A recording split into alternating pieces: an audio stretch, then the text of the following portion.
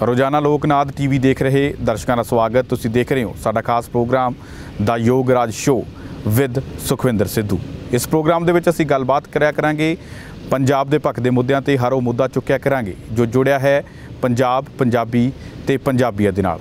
हमेशा इस शो दे विच मेरे नाल मौजूद रहा करनगे सरदार योगराज सिंह। सरदार योगराज सिंह वैसे तो किसी जान पहचान के मुहताज नहीं ने, पर इस प्रोग्राम का पहला एपीसोड उन्होंने अपनी शख्सियत के उपर, क्योंकि बहुत सारे लोग सवाल चुकते हैं कि जोड़े कलाकार एक्टर या फिर सिंगर होंगे ने वो आम जोड़े मुद्दे होंगे ने समाजिक या राजनीतिक मुद्दे होंगे ने उन्होंने प्रति संजीदा नहीं होंगे, पर सरदार योगराज सिंह बिल्कुल इस दे उल्ट ने। पहला प्रोग्राम इसलिए उन्होंने शख्सियत के उपर। सब तो पहले स्वागत कर लें सर, प्रोग्राम स्वागत है तुहाडा बहुत बहुत। योगराज सिंह सपुत्र शहीद बाबा दीप सिंह जी की फतेह सारे कबूल करियो। वाहिगुरू जी का खालसा, वाहिगुरू जी की फतेह। सर, जो तुसीं किसी मंच के उपर संबोधित कर लगते हो तो तुसीं अपने आप नूं सरदार बाबा दीप सिंह का पुत्र दसदे हो। बहुत सारे लोग तुहाडे उपर ये सवाल भी चुकते हैं कि खुद योगराज सिंह केसाधारी नहीं ने, खुद पतित ने, पर अपने आप नूं पुत्र बाबा दीप सिंह का दसदे ने। तुसीं किवें देखदे हो कि ये लोगों की गल नूं तुसीं किवें देखदे हो, ते पहलां तां तुहाडा ये रिश्ता किवें बनिया, क्यों आखिर तुसीं बाबा दीप सिंह दा अपने आप नूं पुत्र दसदे हो? लोकां ने तो गुरु नानक देव जी नूं करैया कहता सी, बताला कहता सी, लोकां दा की है। लेकिन मैं समझदा कि हर रिश्ता जिहड़ा इस दुनिया दे विच बनिया वो रूह दे नाल बनिया। मरण तो बाद रूह दा रिश्ता है, जम्मण तो पहलां रूह दा रिश्ता है, और सारी जिंदगी जद आपां जिउंदे रूह दे रिश्ते हुंदे ने। वो किवें है मैं तुहानूं दसदा। और ये गल भी स्पष्ट है, जे लोग ये गल कहते जब मैं बाल कटाए सी मेरा बड़ा सारा जूड़ा हुंदा सी ते मेरे गोडियां तक वाल हुंदे सी। शायद ये भी इस गल का मैं गुनाहगार हाँ जे लोग ये गल कहते हैं। और मैं वो बाल कटाते सी ते मेरे पिता जी मेरे नाल बहुत साल बोले नहीं, तो उन्होंने कहा जिंदगी सब तो माड़ा काम तो ये कीता है। तो मेरे माता जी भी मेरे नाल बहुत नाराज़ होए सी, और मैं वादा कीता सी ते उन्होंने कहा सी जब तू मरेंगा तेरे केस दाड़ा होना चाहिए, तेरे सिर ते दस्तार होनी चाहिए है। चलो मैनू रब ने या गुरु घर ने एक होर काम लाता जिससे बाल मेनटेन करने बड़े औखे हो गए। मैं लोगों के जज्बात भी समझदा, लेकिन एक रिश्ते की गल दसदा सुखविंदर, वो भी अपनी जगह बिल्कुल ठीक ने। और शायद मेरी गल सुन के समझणगे भी प्यार मुहब्बत जोड़े रिश्ते ने किदां दे हुंदे आ। मेरे पिता जी का विआह होया सरदार भाग सिंह उन्हों का नाम सी, ते दो बच्चे होए, दो एक बेटा ते एक बेटी, दोनों का नाम गुरचेत सिंह ते गुरचेत कौर सी। घर उस पिंड दे विच साडे पिंड कनेज दे विच शरीकापना बड़ा सी, और ये चीज़ नूं मद्देनज़र रखते हुए शरीका ने वड्डे भरा नूं, बापू जी दे वड्डे लड़के नूं गुरचेत सिंह नूं जहर दे के मारता सी। 19 साल का सी, उहदा मंगना सी उस दिन उहदा। अच्छा। और उस गल 'च बड़े अपसैट होए, क्योंकि एक पिता का नौजवान पुत्र मार देना, लेकिन उन्होंने बदले की भावना नहीं रखी, पर पिंड छड्डता। पिंड छड्ड के वो यूपी चले गए, उत्थे जाके अपने काला डूंगी जंगल जोड़े है बाजपुर के कोल, उत्थे जाके उन्होंने जमीन लै गई 3-4 हज़ार एकड़, 1 रुपया एकड़ नूं जमीन उदों आउंदी हुंदी सीगी। और जिहड़ी वड्डी बेटी सी वो सरदार गंगा सिंह होणां दे वड्डे सुपुत्र संतोख सिंह ढिल्लों नाल विआहती सी। गंगा सिंह वो इंसान है जिन्हें महात्मा गांधी तो माफ़ी मंगवाई सी सारिਆਂ ਦੇ सामने, क्योंकि गुरु गोबिंद सिंह जी बारे उन्हें कोई विचार इहो ਜਿਹੇ कहते सी। उस तो बाद वो शिकार खेडते रहे, बड़े तगड़े शिकारी हुंदे सी। जिम कॉर्बेट उन्हों की यारी हो गई, सारे पंजाबियों नूं लिजा के उन्होंने उत्थे बसाया। फिर जिहड़े साडे भूआ जी सी पटियाले वाले हरीका फैमिली दे विच विआहे सीगे, वो भूआ जी सारे रिश्तेदार इकट्ठे होकर कहण लगे भी सरदार भाग सिंह तो तेरा विआह करना है, क्योंकि बुढ़ापा फिर तो किवें कट्टिया जाएगा। अक्सर पिंडां दे विच तुसीं देखिया होऊगा जद कोई इहो जिहा समां आउंदा सी तां अक्सर लोग विआह कर दिंदे सी, बड़े लेट एज ते विआह हुंदे रहे लोकां दे। फिर मेरे माता जी रौंता पिंड मोगे के कोल है, उत्थे दे सीगे वो, बड़े 19 साल की उन्होंने उम्र सी। फिर वो रिश्ता भूआ जी हुणी लिया के ते पिता जी नूं विआहता। हालांकि वो बड़े कहते सी भी मैं हुणे कोई मेरी उम्र है, लोग की कहणगे, कहते लोगों का की है भी आपां घर बसाउणा है। और विआह भी इस करके कीता सी भी चलो एक बच्चा हो जाऊगा घर दे विच, एक वारिस हो जाऊगा, उदों कोई बच्चा सीगा नहीं। ते वो कुदरती साल 2 साल 5-6 साल बच्चा ना होया, डॉक्टरों ने मना भी करता। डॉक्टर तुलसीदास हुंदे सीगे अंमृतसर, वो कहंदे भी औलाद नहीं हो सकती, क्योंकि एक बच्चा होके पहला गुजर गया सी। सो जो कुछ मैं सुना रहा मेरे माता जी का मैनू तो मेरे पिता जी ने सुनाई हुई गल्लां ने, तो मेरी भैन ने मैनू सुनाई। और ਫਿਰ ਰਾੜੇ ਵਾਲੇ ਸੰਤਾਂ ਦੇ ਬਹੁਤ ਜਾਂਦੇ ਸੀ। ਰਾੜਾ ਸਾਹਿਬ ਆਪਣੇ ਪਿੰਡ ਕਨੇਜ ਤੋਂ ਕੋਈ 12 ਕਿਲੋਮੀਟਰ ਦਾ ਵਾਟ ਹੈ, ਆਉਣ ਜਾਣ 24 ਕਿਲੋਮੀਟਰ ਬਣ ਜਾਂਦਾ। ਕਾਫੀ ਸਾਲ ਸੇਵਾ ਕਰੀ ਮਾਤਾ ਜੀ ਨੇ, ਭੈਣ ਗੁਰਚੇਤ ਨੇ। ਤੇ ਰਾੜੇ ਵਾਲੇ ਸੰਤ ਈਸਰ ਸਿੰਘ ਜੀ ਮਹਾਰਾਜ ਉਦੋਂ ਸੀਗੇ ਬਿਰਾਜਮਾਨ ਗੱਦੀ ਤੇ ਉਹਨਾਂ ਨੇ ਫਿਰ ਇੱਕ ਦਿਨ ਬੁਲਾਇਆ, ਭੈਣ ਨੂੰ ਬੁਲਾਇਆ ਤੇ ਮੇਰੇ ਮਾਤਾ ਜੀ ਨੂੰ ਬੁਲਾਇਆ ਤੇ ਪੁੱਛਿਆ ਵੀ ਤੁਸੀਂ ਬਹੁਤ ਸੇਵਾ ਕੀਤੀ ਗੁਰੂ ਘਰ ਦੀ, ਮੰਗੋ ਕੀ ਮੰਗਣਾ। ਤੇ ਭੈਣ ਮੇਰੀ ਵਿਚਾਰੀ ਰੋ ਕੇ ਅੱਖਾਂ ਭਰ ਕੇ ਕਹਿਣ ਲੱਗੀ ਵੀ ਮੇਰਾ ਵੀਰ, ਜਵਾਨ ਵੀਰ ਚਲਾ ਗਿਆ ਸੀ, ਮੇਰਾ ਭਰਾ ਮੈਨੂੰ ਵਾਪਸ ਕਰ ਦਿਓ, ਮੇਰਾ ਵੀਰ ਵਾਪਸ ਕਰ ਦਿਓ। ਔਰ ਮਾਤਾ ਜੀ ਵੀ ਇਸ ਗੱਲ ਨੂੰ ਕਹਿਣ ਲੱਗੇ ਜੀ ਤੁਸੀਂ ਗੁਰੂ ਮਹਾਰਾਜ ਨੇ, ਗੁਰੂ ਘਰ ਨੇ ਬਜ਼ੁਰਗਾਂ ਦੇ ਲੜ ਲਾਇਆ ਤੇ ਇੱਕ ਜੇ ਬੂਟਾ ਘਰ 'ਚ ਲੱਗ ਜੂਗਾ ਤਾਂ ਚਲੋ ਵੰਸ਼ ਚੱਲ ਪੂਗਾ। ਉਹਨਾਂ ਨੇ ਫਿਰ ਕਿਹਾ ਜੀ ਸਰਦਾਰ ਜੀ ਨੂੰ ਬੁਲਾ ਕੇ ਲਿਆਓ। ਤੇ ਸਰਦਾਰ ਜੀ ਨੂੰ ਕਿਹਾ, ਪਾਪਾ ਜੀ ਨੂੰ, ਮੇਰਿਆਂ ਨੂੰ, ਵੀ ਤੁਸੀਂ ਇੱਥੇ ਕਸਮ ਖਾਓ ਵੀ ਤੂੰ ਸ਼ਿਕਾਰ ਨਹੀਂ ਖੇਡੇਗਾ ਅੱਜ ਤੋਂ ਬਾਅਦ। ਕਈ ਵਾਰੀ ਕੋਈ ਗੱਲ ਹੁੰਦੀ, ਮੈਂ ਸਮਝਦਾ ਵੀ ਜੇ ਬਜ਼ੁਰਗ ਸ਼ਾਇਦ ਇਹ ਗੱਲ ਕਹਿ ਦਿੰਦੇ ਜੀ ਮੈਂ ਤਾਂ ਵਧੋ ਵਧੀ ਘੋੜੇ 'ਤੇ ਹੱਥ ਚਲੇ ਜਾਂਦਾ, ਤੁਸੀਂ ਕਿਰਪਾ ਕਰੋ ਬਈ ਮੈਂ ਸ਼ਿਕਾਰ ਨਾ ਖੇਡਾਂ। ਚਲੋ ਇੱਕ ਹੋਰ ਮੁੱਦੇ ਦੀ ਗੱਲ ਹੈ, ਜਿਹੜਾ ਤੁਸੀਂ ਸਵਾਲ ਪੁੱਛਿਆ ਮੈਂ ਗੱਲ ਸੁਣਾਉਣਾ। ਤੇ ਰਾੜੇ ਵਾਲੇ ਸੰਤਾਂ ਨੇ ਸੰਗਤ ਨੂੰ ਕਿਹਾ ਵੀ ਉੱਠੋ ਅਰਦਾਸ ਕਰੋ। ਆਪ ਉਹ ਭੋਰੇ 'ਚ ਚਲੇ ਗਏ ਤੇ ਘੰਟੇ ਡੇਢ ਘੰਟੇ ਬਾਅਦ ਉਹ ਵਾਪਸ ਆਏ ਤਾਂ ਬਿਠਾ ਲਿਆ ਤੇ ਉਹਨਾਂ ਨੇ ਕਿਹਾ ਵੀ ਗੁਰੂ ਘਰ ਬਹੁਤ ਖੁਸ਼ ਹੈ ਔਰ ਇੱਕ ਬਹੁਤ ਵੱਡਾ ਯੋਧਾ ਤੁਹਾਡੇ ਘਰੇ ਭੇਜਣ ਲੱਗੇ। ਬਾਬਾ ਦੀਪ ਸਿੰਘ ਜੀ ਦਾ ਸੁਪੁੱਤਰ ਹੈ ਔਰ ਸੁਪੁੱਤਰ ਵੀ ਇਸ ਕਰਕੇ ਹੈ ਕਿ ਉਹਨਾਂ ਦੇ ਨਾਲ ਸ਼ਹੀਦ ਹੋਇਆ ਹੈ ਜਦ ਹਰਿਮੰਦਰ ਸਾਹਿਬ ਦੀ ਲੜਾਈ ਚੱਲਦੀ ਸੀ, ਜੋ ਤੁਹਾਡੇ ਜਨਮ ਤੋਂ ਪਹਿਲਾਂ ਉਹਨਾਂ ਨੇ ਕਿਹਾ ਸੀ। ਲੇਕਿਨ ਉਹ ਕਹਿੰਦੇ ਵੀ ਇੱਕ ਬਹੁਤ ਵੱਡੀ ਸਮੱਸਿਆ ਹੈ ਵੀ ਇੱਕ ਤਾਂ ਮੂੰਹ 'ਚੋਂ ਅੱਗ ਕੱਢਦਾ, ਬੋਲਦਾ ਬਹੁਤ ਤੱਤਾ ਹੈ। ਇਹ ਸ਼ੁਰੂ ਤੋਂ ਦਾ ਸੁਭਾਅ ਹੈ, ਪਿਛਲੇ ਜਨਮ ਤੋਂ ਇਹਦਾ ਸੁਭਾਅ ਚੱਲਦਾ ਆ ਰਿਹਾ। ਕਿਉਂਕਿ ਇਹ ਵੀ ਗੱਲ ਐਕਸਪਲੇਨ ਕਰਦੇ ਸੀ ਵੀ ਜਿਹੜੇ ਯੋਧੇ ਹੁੰਦੇ, ਲੜਾਕੇ ਹੁੰਦੇ, ਛਤਰੀ ਹੁੰਦੇ ਨੇ, ਇਹ ਐਸੇ ਸੁਭਾਅ ਦੇ ਹੋਇਆ ਕਰਦੇ ਨੇ ਵੀ ਉਹਨੂੰ ਗਲਤ ਗੱਲ ਕੋਈ ਬਰਦਾਸ਼ਤ ਨਹੀਂ, ਉਹਨੂੰ ਪੈਸੇ ਧੇਲੇ ਨਾਲ ਕੋਈ ਗੱਲ ਹੈ ਨਹੀਂ, ਪਰ ਉਹਨੂੰ ਝੂਠ ਤੋਂ ਬਹੁਤ ਨਫ਼ਰਤ ਹੈ ਔਰ ਉਹ ਗੱਲ ਬਹੁਤ ਬੁਲੰਦ ਆਵਾਜ਼ ਨਾਲ ਕਰਦਾ, ਤੁਸੀਂ ਉਹਨੂੰ ਸੰਭਾਲ ਲਓਗੇ। ਮੈਂ ਕਈ ਵਾਰੀ ਹੱਸਦਾ ਹੁੰਦਾ, ਮੈਂ ਕਿਹਾ ਸ਼ਾਇਦ ਮਾਤਾ ਜੀ ਸਾਡੇ ਕਹਿ ਦਿੰਦੇ ਜੀ ਉਹ ਕੋਈ ਬਰਫ਼ 'ਤੇ ਬਿਠਾਉਣ ਵਾਲਾ ਦੇ ਦਿੰਦੇ ਪਿਆਰ ਜਿਹੜਾ ਬੋਲਦਾ ਨਾ। ਪਰ ਉਹਨਾਂ ਨੇ ਕਿਹਾ ਜੀ ਜਿਹੋ ਜਿਹਾ ਵੀ ਹੈ, ਜੈਸਾ ਵੀ ਹੈ ਸੁਪੁੱਤਰ, ਤੁਸੀਂ ਜੋ ਬਖਸ਼ਣਾ, ਕਹਿੰਦੇ ਵੀ ਸੰਭਾਲ ਕੇ ਰੱਖਿਓ, ਸਾਡੀ ਅਮਾਨਤ ਹੈ, ਗੁਰੂ ਘਰ ਦੀ ਅਮਾਨਤ ਹੈ। ਇਹ ਨਾ ਹੋਵੇ ਕੱਲ੍ਹ ਨੂੰ ਤੁਸੀਂ ਇਹ ਕਹੋ ਜੀ ਇਹਨੂੰ ਰੱਖ ਲਓ ਜੀ, ਅਸੀਂ ਰੱਖਣਾ ਨਹੀਂ, ਕਿਉਂਕਿ ਇੱਦਾਂ ਦਾ ਸੁਭਾਅ ਹੈ ਵੀ ਗੱਲ ਦੇ ਵਿੱਚ ਉਹ ਗੱਲ ਪੈ ਵੀ ਜਾਇਆ ਕਰੋ।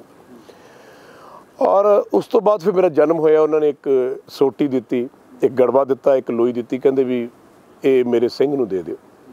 ਫਿਰ ਮੇਰਾ ਜਨਮ ਹੋਇਆ, ਉਹਨੇ ਦੱਸਤਾ ਵੀ ਇੰਨੇ ਵੱਜ ਕੇ ਇੰਨੇ ਮਿੰਟ 'ਤੇ ਉਹਦਾ ਜਨਮ ਹੋਊਗਾ, ਇਸ ਤਰੀਕ ਨੂੰ ਹੋਊਗਾ। ਮੈਂ 1957 ਦੇ ਵਿੱਚ ਮੇਰਾ ਜਨਮ ਹੋਇਆ, 56 ਦੇ ਵਿੱਚ, ਅਤੇ 5:30 'ਤੇ ਜੋ ਵੀ ਉਹ ਦੱਸਿਆ ਗਿਆ ਸੀ। ਅਤੇ ਉਦੋਂ ਫਿਰ ਲੁਧਿਆਣਾ ਸਿਵਲ ਹਸਪੀਟਲ 'ਚ ਮੇਰਾ ਜਨਮ ਹੋਇਆ, ਕਿਉਂਕਿ ਕਨੇਜ ਪਿੰਡ ਰਹਿੰਦੇ ਸੀ। ਅਤੇ ਉਹ ਮੇਰੇ ਜਨਮ ਤੋਂ ਬਾਅਦ ਬਾਬਾ ਜੀ ਨੇ ਕਿਹਾ ਸੀ ਵੀ ਇਹਨੂੰ ਪਿੰਡ ਨਹੀਂ ਲੈ ਕੇ ਜਾਣਾ, ਵੀ ਇਹਨੂੰ ਤੁਸੀਂ ਜਿੱਥੇ ਹੋਰ ਲੈ ਜਾਓ, ਵੀ ਜਿੱਥੇ ਵੀ ਤੁਸੀਂ ਲਿਜਾਣਾ। ਤਾਂ ਮੇਰੇ ਫਾਦਰ ਮੈਨੂੰ ਯੂਪੀ ਲੈ ਗਏ ਅਤੇ ਯੂਪੀ ਜਾ ਕੇ ਫਿਰ ਮੇਰਾ ਉੱਥੇ ਪਾਲਣ ਪੋਸ਼ਣ ਹੋਇਆ। ਫਿਰ ਮੈਂ 7 ਸਾਲ ਉੱਥੇ ਰਿਹਾ। 7 ਸਾਲ ਦੇ ਵਿੱਚ ਮੈਨੂੰ ਮੇਰੇ ਫਾਦਰ ਸਾਹਿਬ ਨੇ ਘੋੜ ਸਵਾਰੀ ਸਿਖਾਈ, ਸ਼ਸਤਰ ਚਲਾਉਣੇ ਸਿਖਾਏ, ਸ਼ੇਰ ਦਾ ਸ਼ਿਕਾਰ ਲੈ ਕੇ ਜਾਂਦੇ ਸੀ ਉਹ ਵੀ ਸਿਖਾਇਆ। ਇੱਕ ਚੀਜ਼ ਨੇ ਸ਼ਾਇਦ ਮੇਰੀ ਜ਼ਿੰਦਗੀ ਬਹੁਤ ਬਦਲਤੀ, ਬਹੁਤ ਸ਼ਾਇਦ ਉਸ ਤੋਂ ਬਾਅਦ ਮੈਨੂੰ ਇੱਕ ਮੌਤ ਦਾ ਡਰ ਜ਼ਿੰਦਗੀ 'ਚੋਂ ਨਿਕਲ ਗਿਆ। ਉਹ ਸ਼ੁਰੂ ਇਸ ਤਰ੍ਹਾਂ ਸੀ ਕਿ ਮੇਰੇ ਫਾਦਰ ਨੇ ਕਿਹਾ ਵੀ ਸ਼ੇਰ ਦਾ ਸ਼ਿਕਾਰ ਅੱਜ ਮੈਂ ਯੋਗ ਨੂੰ ਨਾਲ ਲੈ ਕੇ ਜਾਣਾ। ਅਤੇ ਉਦੋਂ ਮੇਰੀ 5 ਸਾਲ ਦੀ ਉਮਰ ਸੀ, ਫਰੋਕ ਮੇਰੇ ਪਾਈ ਹੋਈ ਸੀ ਅਤੇ ਉਹ ਫੋਟੋ ਵੀ ਮੇਰੇ ਕੋਲ ਅਜੇ ਤੱਕ ਪਈ ਹੈ, ਗੁੱਤਾਂ ਕੀਤੀਆਂ ਸੀ। ਅਤੇ ਮਚਾਨ ਦੇ ਥੱਲੇ ਉਹ ਬੱਕਰਾ ਬੰਨ੍ਹ ਕੇ ਅਤੇ ਉੱਤੇ ਮੇਰੇ ਮਦਰ ਦੀ ਗੋਦੀ 'ਚ ਮੈਂ ਬੈਠਾ ਸੀ ਅਤੇ ਮੇਰੇ ਫਾਦਰ ਨੇ ਟੋਆ ਪੱਟ ਕੇ ਉਹਦੇ ਵਿੱਚ ਉਹਨੇ 470 ਰਾਈਫਲ ਲੈ ਕੇ ਆ ਬੈਠੀ ਸੀ। ਅਤੇ ਹੁਣ ਰਾਤ ਸੀ ਅਤੇ ਮੈਂ ਬਹੁਤ ਡਰ ਰਿਹਾ ਸੀ ਕਿ ਮੈਨੂੰ ਥੋੜ੍ਹਾ ਯਾਦ ਆ, ਬੜਾ ਕੰਬੜੀ ਜੀ ਸੀ, ਥੋੜ੍ਹਾ ਸਰਦੀ ਦਾ ਟਾਈਮ ਸੀਗਾ, ਕੰਬਲ ਦਿੱਤਾ ਹੋਇਆ ਸੀ ਮੇਰੇ ਉੱਤੇ। ਔਰ ਮਾਤਾ ਜੀ ਨੇ ਇਸ ਗੱਲ ਨੂੰ ਕਿਹਾ ਵੀ ਸਰਦਾਰ ਜੀ ਦਾ ਨਾ ਕਰੋ। ਕਹਿੰਦੇ ਨਹੀਂ, ਇਹਨੂੰ ਹਰ ਚੀਜ਼ ਦੇ ਵਿੱਚੋਂ ਕੱਢਣਾ, ਹਰ ਅੱਗ ਦੇ ਵਿੱਚੋਂ ਉਹਨੂੰ ਕੱਢਣਾ, ਤਾਂ ਕਿ ਇਹਦਾ ਖੌਫ ਜਿਹੜਾ ਜ਼ਿੰਦਗੀ 'ਚੋਂ ਮਿਟਣਾ ਚਾਹੀਦਾ। ਔਰ ਉਹ ਰਾਤ ਮੇਰੇ ਯਾਦ ਹੈ ਵੀ ਫਾਦਰ ਬੈਠੇ ਸੀ ਤਾਂ ਉਹ ਕੋਈ ਹਨੇਰਾ ਹੋ ਗਿਆ ਸੀ, ਚਾਨਣੀ ਰਾਤ ਸੀ, ਅਤੇ ਓਡਾ ਵੱਡਾ, ਹੁਣ ਸ਼ੇਰ ਦੀ ਗੱਲ ਤੁਸੀਂ ਸੁਣੀ ਹੁੰਦੀ ਹੈ, ਤੁਸੀਂ ਸ਼ੇਰ ਦੇਖਿਆ ਹੈ, ਐਡਾ ਵੱਡਾ ਜਾਨਵਰ ਚੱਲਿਆ ਆ ਰਿਹਾ, ਪਿਤਾ ਜੀ ਤੁਹਾਡੇ ਕੋਲ ਨੇ, ਅਤੇ ਮੈਂ ਕੁਝ ਕਹਿਣਾ ਚਾਹਿਆ, ਕੁਝ ਬੋਲਣਾ ਚਾਹਿਆ ਜਾਂ ਚੀਕ ਮਾਰ ਲਈ ਹੈ, ਤਾਂ ਮੇਰੀ ਮਾਤਾ ਜੀ ਨੇ ਮੇਰੇ ਮੂੰਹ 'ਤੇ ਹੱਥ ਰੱਖ ਲਿਆ ਅਤੇ ਮੈਂ ਸਾਰਾ ਕੁਛ ਵਿੱਚੇ ਨਿਕਲ ਗਿਆ। ਅਤੇ ਮੇਰੇ ਫਾਦਰ ਨੇ, ਮੈਂ ਦੇਖਿਆ, ਔਰ ਮੈਨੂੰ ਹੁਣ ਵੀ ਦ੍ਰਿਸ਼ ਯਾਦ, ਉਹਨੇ ਬੰਦੂਕ ਚੱਕੀ, ਲਾਈ, ਮਾਰਿਆ ਜਾਨਵਰ, ਉਹ ਗਿਰਿਆ ਥੱਲੇ। ਅਤੇ ਉਸ ਤੋਂ ਬਾਅਦ ਉਹਨੇ ਮੈਨੂੰ ਬੁਲਾਇਆ, ਕਹਿੰਦੇ ਥੱਲੇ ਲਿਆ ਇਹਨੂੰ। ਥੱਲੇ ਲਿਆਂਦਾ, ਮੈਨੂੰ ਗੋਦ 'ਚ ਫੜਿਆ, ਗੋਦ 'ਚ ਫੜ ਕੇ ਮੈਨੂੰ ਸ਼ੇਰ 'ਤੇ ਬਿਠਾ ਦਿਆ। ਮੈਂ ਕੰਬੀ ਜਾਂਦਾ ਸੀ, ਮੈਨੂੰ ਕਹਿੰਦੇ ਮੈਨੂੰ ਹੁਣ ਵੀ ਯਾਦ, ਹਿੱਲਣਾ ਨਹੀਂ, ਤੇ ਮੈਂ ਚੁੱਪ ਬੱਚਾ ਹੁੰਦਾ ਤੇ ਉਹ ਖੂਨ ਜਿਹੜਾ ਸੀ ਉਹ ਚੱਕ ਕੇ ਮੇਰੇ ਬੁੱਲਾਂ ਨਾਲ ਲਾਤਾ ਤੇ ਮੈਨੂੰ ਯਾਦ ਉਹਨੇ ਲਫ਼ਜ਼ ਗਏ, ਸ਼ੇਰ ਕਾ ਬੱਚਾ ਘਾਸ ਨਹੀਂ ਖਾਤਾ। ਉਹ ਸਲੋਗਨ ਸਾਡੀ ਫੈਮਿਲੀ 'ਚ ਹੁਣ ਵੀ ਚੱਲਦਾ ਹੈ, ਯੂਵੀ ਤੱਕ ਚੱਲਦਾ ਰਿਹਾ। ਇਸ ਤਰ੍ਹਾਂ ਦੀ ਘੋੜ ਸਵਾਰੀ ਕਰਦੇ ਕਰਦੇ ਕਰਦੇ ਇੱਕ ਦਿਨ ਘੋੜ ਸਵਾਰੀ ਮੈਂ ਬਹੁਤ ਚੰਗੀ ਕਰਨ ਲੱਗਿਆ ਸੀ। ਸ਼ਸਤਰ ਸਿੱਖ ਲਏ, ਪਿਸਤੌਲ ਚਲਾਉਣਾ ਸਿੱਖ ਲਿਆ, ਬੰਦੂਕ ਚਲਾਉਣੀ ਸਿੱਖ ਲਈ। ਇੱਕ ਵਾਰੀ ਮੋਢਾ ਨਿਕਲ ਗਿਆ 12 ਬੋਰ ਚਲਾਉਂਦੇ, ਫਿਰ ਉਹਨਾਂ ਨੇ ਉਹ ਸ਼ੇਰ ਦੀ ਚਰਬੀ ਮੇਰੇ ਮਲੀ ਤਾਂ ਉਹ 24 ਘੰਟੇ 'ਚ ਠੀਕ ਹੋ ਗਿਆ। ਤੇ ਉੱਥੋਂ ਫਿਰ ਮੈਨੂੰ ਯਾਦ ਹੈ ਇੱਕ ਦਿਨ ਅਸੀਂ ਦੋਨੋਂ ਘੋੜੇ 'ਤੇ ਪਿਓ ਪੁੱਤ ਜਾ ਰਹੇ ਸੀ। 7 ਸਾਲ ਦਾ ਨਿਆਣਾ, ਦਸਤਾਰ ਮੇਰੇ ਬੰਨੀ ਹੋਈ ਸੀਗੀ ਤੇ ਮੈਨੂੰ ਜੰਗਲ 'ਚ ਇਕੱਲੇ ਛੱਡ ਕੇ ਤੇ ਘੋੜਾ ਭਜਾ ਕੇ ਲੈ ਗਏ। ਉਹ ਰਾਤ ਪਹਿਲੀ ਵਾਰੀ ਮੈਨੂੰ ਐ ਲੱਗਿਆ ਵੀ ਕੋਈ ਗੱਲ ਨਹੀਂ, ਇਹ ਕਿਹੜੀ ਗੱਲ ਹੈ। ਘੋੜਾ ਅਕਸਰ ਆਪਣਾ ਘਰ ਜਾਣਦਾ ਹੁੰਦਾ ਜਿੱਥੋਂ ਆਇਆ। ਤੇ ਮੈਂ ਅੱਡੀ ਮਾਰੀ, ਮੈਂ ਕਿਹਾ ਚੱਲ ਵੀ ਸ਼ੇਰੂ ਚੱਲੀਏ ਘਰ।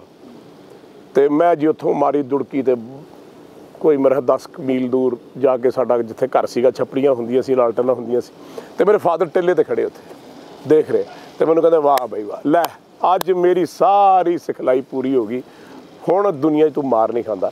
ਆਈ ਥਿੰਕ ਉਹ ਜਿਹੜੀ ਮੇਰੀ ਪਰਵਰਿਸ਼ ਸੀਗੀ ਉਹ 7 ਸਾਲ ਜਨਮ ਤੋਂ ਲੈ ਕੇ 7 ਸਾਲ ਤੱਕ, ਉਸ ਵਿੱਦਿਆ ਨੇ, ਸ਼ਸਤਰ ਵਿੱਦਿਆ ਨੇ, ਪਾਠ ਪੂਜਾ ਬਹੁਤ ਕਰਾਉਂਦੇ ਸੀ। ਮੇਰਾ ਸ਼ੁਰੂ ਤੋਂ ਘਰੇ ਫਕੀਰ ਆ ਗਏ, ਕੋਈ ਆ ਗਏ, ਕੱਪੜੇ ਲਾ ਕੇ ਆਪਦੇ ਦੇ ਆਉਣੇ, ਕਰੇ ਫਰੰਟ ਵਾਲਾ ਕੱਛਾ ਕੱਲਾ ਪਾ ਕੇ, ਜੂੜਾ ਖੁੱਲਿਆ ਹੋਣਾ ਮੇਰਾ। ਤੇ ਮੇਰੇ ਮਾਤਾ ਜੀ ਨੇ ਕਈ ਵਾਰੀ ਕਹਿਣਾ ਵੀ ਕੱਪੜੇ ਕਿੱਥੇ ਤੇ ਰੋਜ਼ ਛੱਡੇ ਹੋਣਾ, ਬੂਟ ਕਿੱਥੇ। ਉਹ ਮੈਂ ਕਿਹਾ ਜੀ ਉਹ ਗਰੀਬ ਬੱਚਾ ਸੀਗਾ, ਉਹਦੇ ਕੋਲ ਸੀਗਾ ਨਹੀਂ, ਮੈਂ ਦੇ ਆਇਆ। ਤੁਸੀਂ ਫਿਰ ਜਿਸ ਤਰੀਕੇ ਨਾਲ ਤੁਸੀਂ ਦੱਸਿਆ ਕਿ ਬਚਪਨ ਦੇ ਵਿੱਚ ਤਾਂ ਸ਼ਿਕਾਰ ਪੁਣਾ ਤੁਸੀਂ ਸਿੱਖਦੇ ਰਹੇ, ਉਹ ਗੱਲ ਬਾਬਾ ਜੀ ਵਿੱਚ ਰਹਿ ਗਈ। ਤੇ ਉਹ ਮੈਂ ਮਾੜੀ ਜੀ ਕੰਪਲੀਟ ਕਰਦੇ ਵੀ ਕਿਵੇਂ ਸੀ ਗੱਲ। ਤੇ ਫਿਰ ਮੈਨੂੰ ਮਾਤਾ ਜੀ ਨੇ ਜਦ ਕਹਾਣੀ ਸੁਣਾਈ ਤੇ ਮੈਂ ਹੇਮਕੁੰਟ ਸਾਹਿਬ ਜਾਣਾ ਸੀ, 12 ਸਾਲ ਦਾ ਸੀ ਉਦੋਂ। ਮੈਂ ਕਿਹਾ ਚਲੋ ਵੀ ਹੇਮਕੁੰਟ ਸਾਹਿਬ ਜਾਣਾ ਬਾਬਾ ਜੀ ਧਰਤੀ ਤੇ। ਉਸ ਤੋਂ ਮੈਂ ਵਾਪਸ ਆਇਆ ਨਾ ਤੇ ਮੇਰੇ ਕਮਰੇ 'ਚ ਵੱਡੀ ਸਾਰੀ ਬਾਬਾ ਜੀ ਦੀ ਫੋਟੋ ਲੱਗੀ ਹੋਈ ਸੀ, ਨੀਲੇ ਜਿਹੜੇ ਵਸਤਰ ਪਾਏ ਹੋਏ ਉਹਨਾਂ ਨੇ ਵਸਤਰ। ਤੇ ਉਹ ਮੈਨੂੰ ਕਹਿਣ ਲੱਗੇ ਬੇਟਾ ਇਹ ਤੇਰੇ ਪਿਤਾ ਜੀ ਹੈ। ਮੈਂ ਕਿਹਾ ਜੀ ਮੈਨੂੰ ਬਹੁਤ ਵਾਰੀ ਦਿਖਦੇ ਆ। ਮੈਂ ਮਾਂ ਨੂੰ ਕਿਹਾ, ਮੈਂ ਕਿਹਾ ਮੈਨੂੰ ਬਹੁਤ ਵਾਰੀ ਨਜ਼ਰ ਆਉਂਦੇ ਆ। ਤੇ ਉਹ ਫਿਰ ਜਦ ਮੈਂ ਸੌਂਦਾ ਸੀ ਤਾਂ ਮੇਰੇ ਮਾਤਾ ਜੀ ਨੇ ਕਹਿਣਾ ਬਹੁਤ ਸਾਰਾ ਵੱਡਾ ਬਾਬਾ, ਦਾੜੀ ਵਾਲਾ, ਲੰਬਾ, ਡਾਂਗ ਨਾਲ ਪਹਿਰਾ ਦਿੰਦਾ ਹੈ, ਚਿੱਟੇ ਕੱਪੜੇ। ਤਾਂ ਮੇਰੇ ਫਾਦਰ ਨੇ ਵੀ ਕਈ ਵਾਰੀ ਦੇਖਿਆ, ਮੈਨੂੰ ਹੁਣ ਵੀ ਮਹਿਸੂਸ ਹੁੰਦਾ, ਮੇਰੇ ਨਾਲ ਤੁਰਦੇ, ਮੇਰੇ ਨਾਲ ਮੈਨੂੰ। ਸੋ ਉਸ ਤੋਂ ਬਾਅਦ ਇਹ ਜਿਹੜਾ ਰਿਸ਼ਤਾ ਜਿਹਨੇ ਤੁਹਾਡੇ ਮਾਪਿਆਂ ਨੇ ਦੱਸਤਾ ਸੀਗਾ ਕਿ ਇਹ ਤੁਹਾਡੇ ਪਿਤਾ ਨੇ, ਇਹ ਤੁਹਾਡੇ ਪਿਤਾ ਜੀ ਹੈ ਵੀ ਇਹ ਬਾਬਾ ਜੀ ਕਹਿੰਦੇ ਸੀ, ਆਹ ਗੱਲ ਹੈ, ਬਾਤ ਹੈ। ਤੇ ਉਸ ਤੋਂ ਬਾਅਦ ਫਿਰ ਉਹੀ ਸੁਪਨੇ 'ਚ ਵੀ ਜਦ ਤੱਕ ਮੈਨੂੰ ਨਹੀਂ ਵੀ ਦੱਸਿਆ ਗਿਆ ਸੀ, ਮੈਨੂੰ ਅੱਜ ਤੱਕ ਯਾਦ ਹੈ। ਮੈਂ ਤੁਹਾਡੇ ਨਾਲ ਸ਼ੇਅਰ ਕਰਨਾ ਚਾਹੁੰਦਾ ਸੁਖਵਿੰਦਰ, ਬਹੁਤ ਕਮਾਲ ਦੀ ਗੱਲ ਹੈ। ਮੈਨੂੰ ਸੁਪਨਾ ਆਇਆ ਸੀ, ਮੈਂ ਬਿਮਾਰ ਹੋ ਗਿਆ ਸੀ, ਬਹੁਤ ਵੱਡਾ ਸਾਰਾ ਮੇਰੇ ਜੂੜਾ ਸੀ ਤੇ ਕੰਘੀ ਮਸਾਂ ਨਿਕਲਦੀ ਸੀ ਵਿੱਚੋਂ, ਮੈਂ ਗਿੱਲਾ ਬੰਨ ਕੇ ਪੈ ਗਿਆ ਤੇ ਮੈਨੂੰ ਨਮੂਨੀਆ ਹੋ ਗਿਆ। ਮੈਨੂੰ ਅੱਜ ਵੀ ਸੁਪਨਾ ਯਾਦ ਹੈ ਵੀ ਹੇਮਕੁੰਟ ਸਾਹਿਬ ਦੀ ਧਰਤੀ 'ਤੇ ਲੜਾਈ ਚੱਲ ਰਹੀ ਹੈ ਔਰ ਬਹੁਤ ਲੜਾਈ, ਉੱਥੇ ਮੁਗਲ ਆਏ ਹੋਏ ਨੇ, ਸਭ ਲੜ ਰਹੇ ਨੇ ਤੇ ਮੈਨੂੰ ਫੜ ਕੇ 10-12 ਮੁਗਲਾਂ ਨੇ ਨਾ ਪੱਥਰ ਨਾਲ ਲਾ ਲਿਆ। ਕਾਲੇ ਰੰਗ ਦਾ ਇੱਕ ਪੱਥਰ ਹੈਗਾ ਔਰ ਮੈਂ ਇਹ ਜਦੋਂ ਉੱਪਰ ਦੇਖਿਆ ਤਾਂ ਸੂਰਜ ਬੜੀ ਜ਼ੋਰ ਦੀ ਘੁੰਮਿਆ ਤੇ ਉਹਦੇ ਵਿੱਚੋਂ ਬਾਬਾ ਜੀ ਦਾ ਉਹ ਮਸਤਕ ਐਡਾ ਉੱਚਾ ਲੱਗਿਆ, ਹੱਥ 'ਚ ਉਹਨਾਂ ਦੇ ਖੰਡਾ ਫੜਿਆ ਹੋਇਆ, ਜਿਵੇਂ ਮਤਲਬ ਅਸਮਾਨ ਨਾਲ ਸਿਰ ਲੱਗਿਆ ਹੁੰਦਾ। ਤੇ ਬਸ ਇੰਨੀ ਮੇਰੀ ਅੱਖ ਝਪਕੀ ਹੈ, ਉਹਨਾਂ ਨਾਲ ਮੇਰੀ ਅੱਖ ਮਿਲੀ ਹੈ ਤੇ ਮੇਰਾ ਸੁਪਨਾ ਖੁੱਲ੍ਹ ਗਿਆ। ਇਹ ਮੈਨੂੰ ਹੁਣ ਤੱਕ ਯਾਦ ਹੈ ਜਦੋਂ ਮੈਂ 12 ਸਾਲਾਂ ਦਾ ਸੀ ਔਰ ਮੈਂ ਕਈ ਵਾਰੀ ਇਹ ਗੱਲ ਸੁਣਾਈ ਵੀ ਹੈ। ਸੋ ਉਸ ਤੋਂ ਬਾਅਦ ਬਹੁਤ ਵਾਰ ਮੈਨੂੰ ਜਦ ਮੈਂ ਸੌਣਾ ਮੇਰੇ ਸੁਪਨੇ 'ਚ ਜਾਂ ਕਿਤੇ ਵੀ ਅਸੀਂ ਘੋੜੇ 'ਤੇ ਜਾ ਰਹੇ ਹਾਂ, ਬਾਬਾ ਜੀ ਕੋਈ ਗਿਆਨ ਦੇ ਰਹੇ ਆ, ਬੈਠੇ ਹੈ। ਮੇਰਾ ਇੱਕ ਵਾਰੀ ਪੌੜੀਆਂ ਤੋਂ ਮੈਂ ਉਤਰ ਰਿਹਾ ਤੇ ਬਾਬਾ ਜੀ ਬੈਠੇ ਆ ਤੇ ਮੇਰਾ ਸੀਸ ਲੱਥਿਆ ਹੋਇਆ ਤੇ ਮੈਂ ਜਾ ਕੇ ਇੱਦਾਂ ਹੀ ਖੂਨ ਨਿਕਲ ਰਿਹਾ ਪੌੜੀਆਂ 'ਚੋਂ ਤੇ ਮੈਂ ਉਹਨਾਂ ਦੇ ਪੈਰੀ ਪੈ ਜਾਂਦਾ, ਇਹਨਾਂ ਦੇ ਪੈਰੀ ਪੈ ਜਾਂਦਾ, ਫਿਰ ਬੁੱਕਲ 'ਚ ਮੈਨੂੰ ਲੈ ਲੈਂਦੇ ਆ। ਇਹੋ ਜਿਹੇ ਮੈਨੂੰ ਸੁਪਨੇ ਸ਼ੁਰੂ ਤੋਂ ਆਉਂਦੇ ਰਹੇ। ਅੱਜ ਵੀ ਜਦ ਕਈ ਵਾਰੀ ਉਹਨਾਂ ਦੇ ਦਰਸ਼ਨ ਹੁੰਦੇ ਆ ਤਾਂ ਸਵੇਰ ਨੂੰ ਉੱਠਣਾ ਬਹੁਤ ਮੁਸ਼ਕਿਲ ਹੋ ਜਾਂਦਾ। ਸੋ ਇਸ ਤਰ੍ਹਾਂ ਦਾ ਮੇਰਾ ਉਹਨਾਂ ਨਾਲ ਰਿਸ਼ਤਾ ਹੈ ਔਰ ਅੱਜ ਮੈਂ ਜਿੰਨੀਆਂ ਵੀ ਭੀੜਾਂ 'ਚੋਂ ਮੈਂ ਨਿਕਲਿਆ, ਜੋ ਵੀ ਮੇਰੇ ਨਾਲ ਹੋਇਆ, ਕਿਉਂਕਿ ਪਾਪਾ ਜੀ ਨੇ ਸ਼ਿਕਾਰ ਖੇਡਣਾ ਦੁਬਾਰਾ ਸ਼ੁਰੂ ਕਰਤਾ ਸੀ, ਇਹ ਵੀ ਗੱਲ ਸੁਣਨ ਯੋਗ ਹੈ। ਤੇ ਉਹ ਅੰਨੇ ਹੋ ਗਏ ਸੀ ਤੇ ਫਿਰ ਦੁਬਾਰਾ ਅਸੀਂ ਗਏ ਰਾੜੇ ਵਾਲੇ ਸੰਤਾਂ ਕੋਲ ਔਰ ਉਹਨੂੰ ਬਹੁਤ ਗੁੱਸੇ ਸੀ ਵੀ ਤੂੰ ਵਾਅਦਾ ਕਰਕੇ ਕਸਮ ਖਾ ਕੇ ਗੁਰੂ ਘਰ ਦੀ ਤੇ ਤੂੰ ਸ਼ਿਕਾਰ ਖੇਡਣਾ ਦੁਬਾਰਾ ਸ਼ੁਰੂ ਕੀਤਾ, ਤੇਰੀਆਂ ਅੱਖਾਂ ਜ਼ਰੂਰ ਠੀਕ ਹੋ ਜਾਣਗੀਆਂ, ਲੇਕਿਨ ਜਿੰਨੇ ਹੁਣ ਦੁੱਖ ਨੇ ਜ਼ਿੰਦਗੀ, ਜਿੰਨੇ ਜਾਨਵਰ ਤੂੰ ਮਾਰੇ ਹੈ, ਜਿੰਨੇ ਪਾਪ ਤੂੰ ਕੀਤੇ ਹੈ, ਆਹ ਜਿਹੜਾ ਗੋਦ 'ਚ ਬੈਠਾ ਹੈ ਇਹਨੂੰ ਭੁਗਤਣੇ ਪੈਣੇ। ਇਹ ਵੀ ਮੈਨੂੰ ਉਹਨਾਂ ਨੇ ਗੱਲ ਸੁਣਾਈ ਸੀ ਕਿ ਬਾਬਾ ਜੀ ਮੁੜ ਕੇ ਗੁੱਸੇ ਹੋ ਗਏ, ਫਿਰ ਮਿਲੇ ਨਹੀਂ ਤੇ ਫਿਰ ਜੋ ਕੁਝ ਹੋਇਆ ਜ਼ਿੰਦਗੀ ਦੇ ਵਿੱਚ ਉਹ ਤੁਹਾਨੂੰ ਪਤਾ ਹੀ ਹੈ, ਉਤਾਰ ਚੜਾ। ਪਰ ਬਾਬਾ ਜੀ ਹਮੇਸ਼ਾ ਹੀ, ਅੱਜ ਵੀ ਜਦ ਵੀ ਤੁਰਦਾ ਮੈਂ ਅਰਦਾਸ ਕਰਕੇ ਤੁਰਦਾ ਕਿ ਮਹਾਰਾਜ ਮੈਂ ਚੱਲਿਆ, ਤੁਸੀਂ ਮੈਨੂੰ ਕੰਮ ਲਾਇਆ, ਮੈਂ ਤੁਹਾਡੇ ਚਰਨੀ ਪੈਰੀ ਹੱਥ ਲਾ ਕੇ ਚੱਲੇ, ਮੇਰੇ ਸਿਰ ਤੇ ਹੱਥ ਰੱਖਿਓ, ਆਪ ਹੀ ਬੋਲਿਓ, ਆਪ ਹੀ ਕਰਿਓ, ਜੋ ਕੁਝ ਕਰਨਾ ਤੁਸੀਂ ਕਰਿਓ, ਮੈਨੂੰ ਕੱਖ ਨਹੀਂ ਆਉਂਦਾ। ਸੋ ਇਹ ਹੈ ਸਾਡਾ ਰਿਸ਼ਤਾ। ਜਿਹੜੇ ਲੋਕ ਤੁਹਾਡੇ ਤੇ ਇਸ ਗੱਲ ਨੂੰ ਲੈ ਕੇ ਸਵਾਲ ਚੁੱਕਦੇ ਸੀ ਉਹਨਾਂ ਨੂੰ ਜਵਾਬ ਮਿਲ ਗਿਆ ਹੋਣਾ, ਪਰ ਜਿਸ ਤਰੀਕੇ ਨਾਲ ਤੁਸੀਂ ਆਪਣੀ ਬਚਪਨ ਦੀ ਲਾਈਫ ਦੱਸੀ ਹੈ ਉਹਦੇ ਵਿੱਚ ਕਿਤੇ ਵੀ ਤੁਹਾਡੇ ਕ੍ਰਿਕਟ ਜਾਂ ਫਿਰ ਫਿਲਮੀ ਕੈਰੀਅਰ ਦਾ ਕੁਝ ਅੰਸ਼ ਜਿਹੜਾ ਮਿਲ ਨਹੀਂ ਰਿਹਾ, ਤਾਂ ਫਿਰ ਫਿਲਮੀ ਕੈਰੀਅਰ ਵਾਲੇ ਪਾਸੇ ਕਿਵੇਂ ਆਉਣਾ ਹੋਇਆ ਜਾਂ ਫਿਰ ਕ੍ਰਿਕਟਰ ਵਾਲੇ ਪਾਸੇ ਨੂੰ ਕਿਵੇਂ ਆਉਣਾ ਹੋਇਆ? ਪਹਿਲਾਂ ਤੁਸੀਂ ਕ੍ਰਿਕਟਰ ਬਣੇ ਜਾਂ ਫਿਲਮੀ ਐਕਟਰ? ਜਦ 7 ਸਾਲ ਦੀ ਉਮਰ ਹੋ ਗਈ ਤਾਂ 2 ਸਵਾਲ ਸੀਗੇ। ਪਹਿਲਾ ਸਵਾਲ ਇਹ ਸੀ, ਕਿਉਂਕਿ ਇਹ ਚੀਜ਼ ਦੱਸਣੀ ਬਹੁਤ ਜ਼ਰੂਰੀ ਹੈ, ਕਿ ਨੈਣੀਤਾਲ ਮੈਨੂੰ ਸ਼ੇਰਵੁੱਡ ਸਕੂਲ 'ਚ ਪਾ ਦਿੱਤਾ ਜਾਵੇ। ਪਾਪਾ ਜੀ ਕਹਿੰਦੇ ਮੈਨੂੰ ਅੰਗਰੇਜ਼ਾਂ ਦੇ ਸਕੂਲ 'ਚ ਪੜ੍ਹਾਉਣਾ।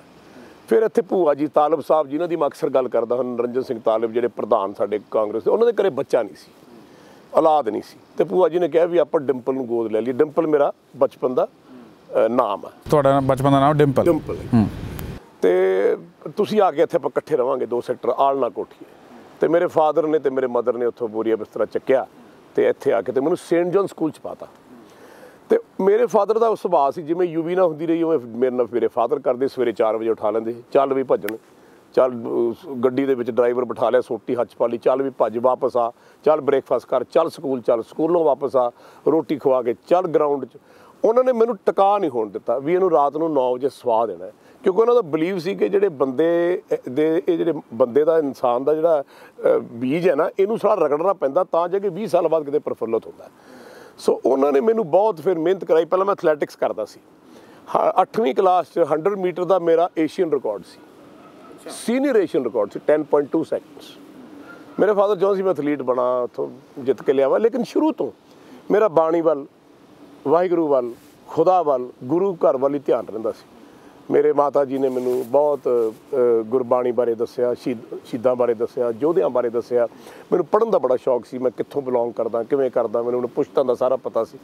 ਸੋ ਉਹ ਇੱਕ ਚੀਜ਼ ਜਿਹੜੀ ਮੈਂ ਤੁਹਾਨੂੰ ਦੱਸਣ ਲੱਗਿਆ ਸੀ ਵੀ ਉਸ ਤੋਂ ਬਾਅਦ ਫਿਰ ਕ੍ਰਿਕਟ ਸ਼ੁਰੂ ਹੋ ਗਈ। ਇਸ ਤਰ੍ਹਾਂ ਐਥਲੈਟਿਕਸ ਤੋਂ ਬਾਅਦ, ਹਾਲਾਂਕਿ ਮੇਰੇ ਫਾਦਰ ਨਹੀਂ ਸੀ ਚਾਹੁੰਦੇ ਮੈਂ ਕ੍ਰਿਕਟ ਖੇਡਾਂ, ਫਿਰ ਉਹ ਕਪਿਲ ਆ ਗਿਆ, ਮੇਰਾ ਬਚਪਨ ਦਾ ਦੋਸਤ ਬਣਿਆ ਪਹਿਲਾ, DP ਆਜ਼ਾਦ। ਇਹਨਾਂ ਨੇ ਕਿਹਾ ਜੀ ਐਥਲੈਟਿਕਸ ਦੇ, ਹਾਂਜੀ ਕਪਿਲ ਦੇਵ, ਐਥਲੈਟਿਕਸ ਦੇ ਨਾਲ ਨਾਲ ਫਿਰ ਕ੍ਰਿਕਟ ਵੀ ਖੇਡਦਾ ਰਹੂਗਾ। ਸੋ ਮੇਰੀ ਯਾਦ ਆ ਪਹਿਲੀ ਵਾਰੀ ਜਦੋਂ ਮੈਂ ਪਹਿਲਾ ਬਾਲ ਕੀਤਾ ਸੀ, ਮੈਂ 60 ਮੀਟਰ ਦਾ ਸਟਾਰਟ ਲੈ ਕੇ ਆ ਕੇ ਬਾਲ ਸਿੱਟੀ ਤੋਂ ਇੱਕ ਸਿਰ 'ਚ ਵੱਜੀ ਇੱਕ ਬੈਟਸਮੈਨ ਦੇ, ਤਾਂ ਮੈਨੂੰ ਕੋਚ ਕਹਿੰਦਾ ਐਡੀ ਦੂਰੋਂ ਥੋੜ੍ਹਾ ਭੱਜੀ ਦਾ ਹੁੰਦਾ। ਮੈਂ ਕਿਹਾ ਜੀ ਮੈਨੂੰ ਭੱਜ ਕੇ ਜ਼ਿਆਦਾ ਸਵਾਦ ਆਉਂਦਾ ਗੇਂਦ ਕਰਨ ਦਾ। ਮਤਲਬ ਇਸ ਤਰ੍ਹਾਂ ਦਾ ਇੱਕ ਸੁਭਾਅ ਡਿਵੈਲਪ ਹੋ ਗਿਆ ਸੀ। ਤੇ ਫਿਰ ਕਿੰਨਾ ਲੰਬਾ ਸਮਾਂ ਕ੍ਰਿਕਟ ਚੱਲੀ ਤੇ ਕਿੰਨਾ ਡਿਸਪਿਊਟ ਕੀ ਹੋ ਗਿਆ ਸੀ ਕ੍ਰਿਕਟ ਦੇ ਵਿੱਚ? ਗੱਲ ਇਹ ਹੈ ਵੀ ਹੁਣ ਇੱਕ ਤਾਂ ਤੁਹਾਡਾ ਬੈਕਗਰਾਊਂਡ ਇਹੋ ਜਿਹਾ ਹੋਵੇ, ਤੁਹਾਡਾ ਖੂਨ ਹੋਵੇ ਗੁਰੂਆਂ ਪੀਰਾਂ ਦਾ, ਤੇ ਤੁਸੀਂ ਅਦਬ ਨਾਲ ਨਮਸਕਾਰ ਕਰ ਸਕਦੇ ਹੋ, ਸਤਿ ਸ੍ਰੀ ਅਕਾਲ ਕਰ ਸਕਦੇ ਹੋ, ਗੁੱਡ ਈਵਨਿੰਗ ਕਹਿ ਸਕਦੇ ਹੋ। ਇੱਥੇ ਆਦਤਾਂ ਹੈਗੀਆਂ ਜਦ ਤੱਕ ਤੁਸੀਂ ਆਪਣਾ ਪੈਰੀ ਨਾ ਪਾਓ, ਚਮਚਾਗਿਰੀ ਨਾ ਕਰੋ, ਕਿਉਂਕਿ ਅੱਜ ਵੀ ਹਿੰਦੁਸਤਾਨ ਦੇ ਵਿੱਚ ਆਦਤ ਪਈ ਹੈ ਸਾਰਿਆਂ ਨੂੰ ਬਈ ਸਲੇਵਰੀ ਦੀ ਆਦਤ ਪਈ ਹੈ, ਗੁਲਾਮੀ ਦੀ ਆਦਤ ਪਈ ਹੈ। ਤੁਸੀਂ ਦੇਖਿਆ ਹੀ ਹੈ ਸਾਰੇ ਕਿਵੇਂ ਸਿਸਟਮ ਆਪਣਾ ਚੱਲਦਾ। ਉਹ ਮੇਰੇ ਕੋਲ ਕਦੇ ਵੀ ਨਹੀਂ ਸੀ। ਸਾਨੂੰ ਸੱਚ ਬੋਲਣਾ ਸਿਖਾਇਆ ਸੀ ਸਕੂਲ ਦੇ ਵਿੱਚ ਵੀ, ਗੋਰੇ ਵੀ ਇੱਦਾਂ ਦੇ ਸੀ, ਫਾਦਰ ਵੀ ਇੱਦਾਂ ਦੇ ਸੀ। ਹੌਲੀ ਹੌਲੀ ਮੈਂ ਤੇ ਕਪਿਲ ਦੇਵ ਅਸੀਂ ਇਕੱਠੇ ਖੇਡਣ ਲੱਗੇ, ਸਾਡੇ ਫਿਰ ਫ੍ਰਿਕਸ਼ਨ ਪੈਦਾ ਹੋ ਗਈ। ਔਰ ਕਿਉਂਕਿ ਮੈਂ ਬਹੁਤ ਚੰਗਾ ਸੀ 1975 ਦੇ ਵਿੱਚ, ਜੇ ਮੈਂ ਇੰਡੀਆ ਖੇਡ ਜਾਂਦਾ ਤਾਂ ਬਹੁਤ ਲੰਬਾ ਖੇਡਦਾ, ਪਰ ਉਦੋਂ ਮੇਰੇ ਬਜ਼ੁਰਗ ਫਿਰ ਢਿੱਲੇ ਹੋ ਗਏ ਸੀ, ਬਿਮਾਰ ਹੋ ਗਏ ਸੀ। ਸੋ ਉਹ ਗੇਮ ਖੇਡਦੇ ਖੇਡਦੇ ਖੇਡਦੇ ਫਿਰ ਉਹਨਾਂ ਨੂੰ ਐਂ ਲੱਗਣ ਲੱਗ ਗਿਆ ਵੀ ਇਹ ਤਾਂ ਬੜੀ ਆਕੜ ਇਹਦੇ 'ਚ, ਇਹ ਤਾਂ ਸਾਡੇ ਪੈਰੀ ਹੱਥਾਂ ਦਾ। ਆਹ ਸਾਡੇ ਸਿਲੈਕਟਰ ਜਿਹੜੇ ਸੀ, ਬੋਰਡ ਵਾਲੇ ਸੀ, ਹੋਰ ਸੀ ਜਿਹੜੇ ਐਡਮਿਨਿਸਟ੍ਰੇਸ਼ਨ ਦੇ ਬੰਦੇ ਆ, ਤੁਹਾਨੂੰ ਪਤਾ ਹੀ ਹਿੰਦੁਸਤਾਨ 'ਚ ਕਿੱਦਾਂ ਦਾ।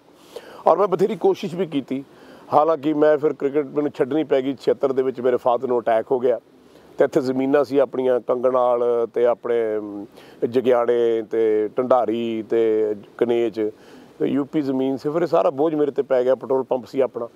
ਸੋ ਫਿਰ ਉਸ ਤੋਂ ਬਾਅਦ ਮੈਂ ਗੇਮ ਛੱਡਤੀ ਸੀ 76 ਦੇ ਵਿੱਚ। ਫਿਲਮਾਂ ਵਾਲੇ ਪਾਸੇ ਨੂੰ ਫਿਰ ਕਿਸ ਤਰੀਕੇ ਨਾਲ? 78 'ਚ ਮੇਰਾ ਵਿਆਹ ਹੋਇਆ ਸੀ, ਉਸ ਤੋਂ ਬਾਅਦ ਫਿਰ 81 'ਚ UB ਪੈਦਾ ਹੋਇਆ, ਅਤੇ ਉਹ ਫਿਰ ਜਦ ਮੇਰੇ ਫਾਦਰ ਦੀ ਡੈਥ ਹੋ ਗਈ, ਪਰ ਮੈਂ ਉਦੋਂ ਇੰਡੀਆ ਖੇਡ ਗਿਆ ਸੀ। ਮੇਰੇ ਫਾਦਰ ਦਾ ਇੱਕ ਸੁਪਨਾ ਪੂਰਾ ਹੋ ਗਿਆ ਸੀ।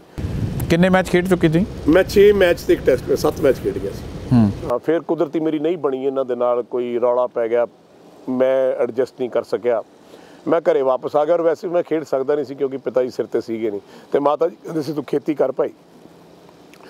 ਅਤੇ ਉਹ ਹੁਣ ਖੇਤੀ ਕਰਦੇ ਕਰਦੇ ਮਨ ਨਹੀਂ ਸੀ ਲੱਗਦਾ, ਪੈਟਰੋਲ ਪੰਪ 'ਤੇ ਬੈਠੇ ਰਹਿੰਦੇ ਸੀ ਵੀ ਐਡੀ ਦੂਰੋਂ ਰੱਬ ਨੇ ਥੱਲੇ ਸਿੱਟਤਾ ਲਿਆ ਕੇ, ਐਡੀ ਮਿਹਨਤ ਕਰੀ, ਲਹੂ ਲੁਹਾਨ ਵੀ ਹੋਏ। ਅਤੇ ਕਪਿਲ ਉਦੋਂ ਇੰਡੀਆ ਦਾ ਕਪਤਾਨ ਬਣ ਗਿਆ ਸੀ। ਚਲੋ ਬੜੀ ਖੁਸ਼ੀ ਹੋਈ ਕਿਉਂਕਿ ਆਪਦਾ ਇੱਕ ਕੰਟੈਂਪਰੇਰੀ ਤੱਕਿਆ, ਬਹੁਤ ਮਨ ਨੂੰ ਖੁਸ਼ੀ ਹੁੰਦੀ ਸੀ, ਕੋਈ ਤਾਂ ਹੈ। ਪਰ ਮੇਰੇ 'ਚ ਬੜੀ ਇੱਕ ਨਾ ਫਰਸਟ੍ਰੇਸ਼ਨ ਪੈਦਾ ਹੋ ਗਈ, कई बारी मैं रब नाल भी लड़ पैना, मैं गुरु घर नाल भी लड़ पैना भी मेरा की कसूर है, मैनू धरती ते क्यों लांदा। मैं ਜਿਹੜੇ सवालात अपने हुंदे आ। तो उस दौरान फिर मैनू ये वरिंदर जी फिल्म बना रहे सीगे बटवारा, तो मैनू पंप ते मिले, तो पंप ते मैं बैठा सी कल्ला, चादरा कुर्ता मेरे पाया सी, ते बहुत मन उदास रहिंदा सी। पर बाणी दे विच अक्सर मैं जुड़िया रहिंदा सी भी जे मन उदास है तो फिर महाराज दा जाप करी जाना। ये फिर आ गए तो मैनू कहण लगे भी योगराज बहुत धक्का होया, मैं तेरा बहुत वड्डा फैन रहा, मैं फिल्म बना रहा बटवारा, तू काम करेंगा। वो मैं कहा जी आपां नूं जट्टां नूं कित्थे काम कमाउंदा ये, हुण तां खेती रह गई है, पता नहीं जिंदगी अगे किवें बीतनी है, किवें करनी है। एक ऐसी यूवी भी पैदा हो गया सी 81 दे विच। फिर वो मेरे मदर कोल चले गए, मेरे चाचा जी का मुंडा जीतपाल कनेच तो डैथ हो गई ਉਹਦੀ, ਉਹ ਕਹਿੰਦਾ भी डिंपल ਨੂੰ मैं लैके आना। फिर उन्होंने मेरे मदर ਨੂੰ ਪੁੱਛਿਆ, मेरे मदर ਕਹਿੰਦੇ ਲੈ ਜਾ, ਛੋਟੀ ਉਮਰ है ਹੁਣ ਇਹਨੂੰ ਐਂ ਲੱਗਦਾ ਵੀ ਪਤਾ ਨਹੀਂ मैं ਮਾਰੀ ਜਾਣਾ, मैं ਰਹਿਣਾ ਨਹੀਂ ਦੁਨੀਆ 'ਚ। ਮੈਨੂੰ ਐਂ ਵੀ ਕਦੇ ਆਉਣ ਲੱਗ ਗਿਆ ਵੀ मैं ਸੁਸਾਈਡ ਹੀ ਕਰ ਲੈਣੀ ਹੈ। मैं ਸਾਲਾ ਅਕਸਰ मैं खुदा ਨਾਲ ਨਾਰਾਜ਼ ਹੋ ਜਾਂਦਾ ਸੀ। फिर ਉਹ ਧੱਕੇ ਨਾਲ ਮੈਨੂੰ ਲੈ ਗਏ। ਜਦ ਫਿਲਮ ਦੇ ਸੈੱਟ ਤੇ ਗਏ ਜੀ, ਇੰਨੀਆਂ ਲਾਈਟਾਂ ਉੱਥੇ, ਸੁਖਵਿੰਦਰ ਲੋਕੀ ਖੜੇ, ਉਦੋਂ ਲੋਕ ਬਹੁਤ ਸ਼ੂਟਿੰਗ ਦੇਖਣ ਆਉਂਦੇ ਸੀ, 5000 10,000 ਬੰਦਾ ਪਿੰਡਾਂ ਤੋਂ ਟਰਾਲੀਆਂ ਭਰ ਕੇ ਆਉਂਦੀਆਂ।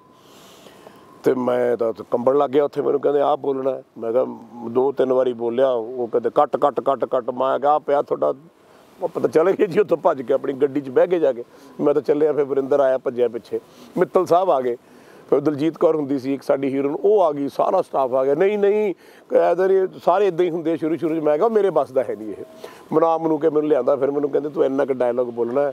ਓਹੋ ਮੈਂ ਕਿਹਾ ਕਿਤੇ ਸਾਰੀ ਕਿਤਾਬ ਬੋਲਣੀ ਹੈ। ਮੈਨੂੰ ਐਸੀ ਵੀ ਸਾਰੀ ਫਿਲਮ ਇਕੱਠੀ ਕਰ ਦਿੰਦੇ ਜੱਟ ਤੇ ਮੈਂ ਜੀ ਫਿਰ ਭਲਾ ਇੰਨਾ ਬਈ ਤਾਂ ਮੈਂ ਬੋਲ ਦੂੰਗਾ।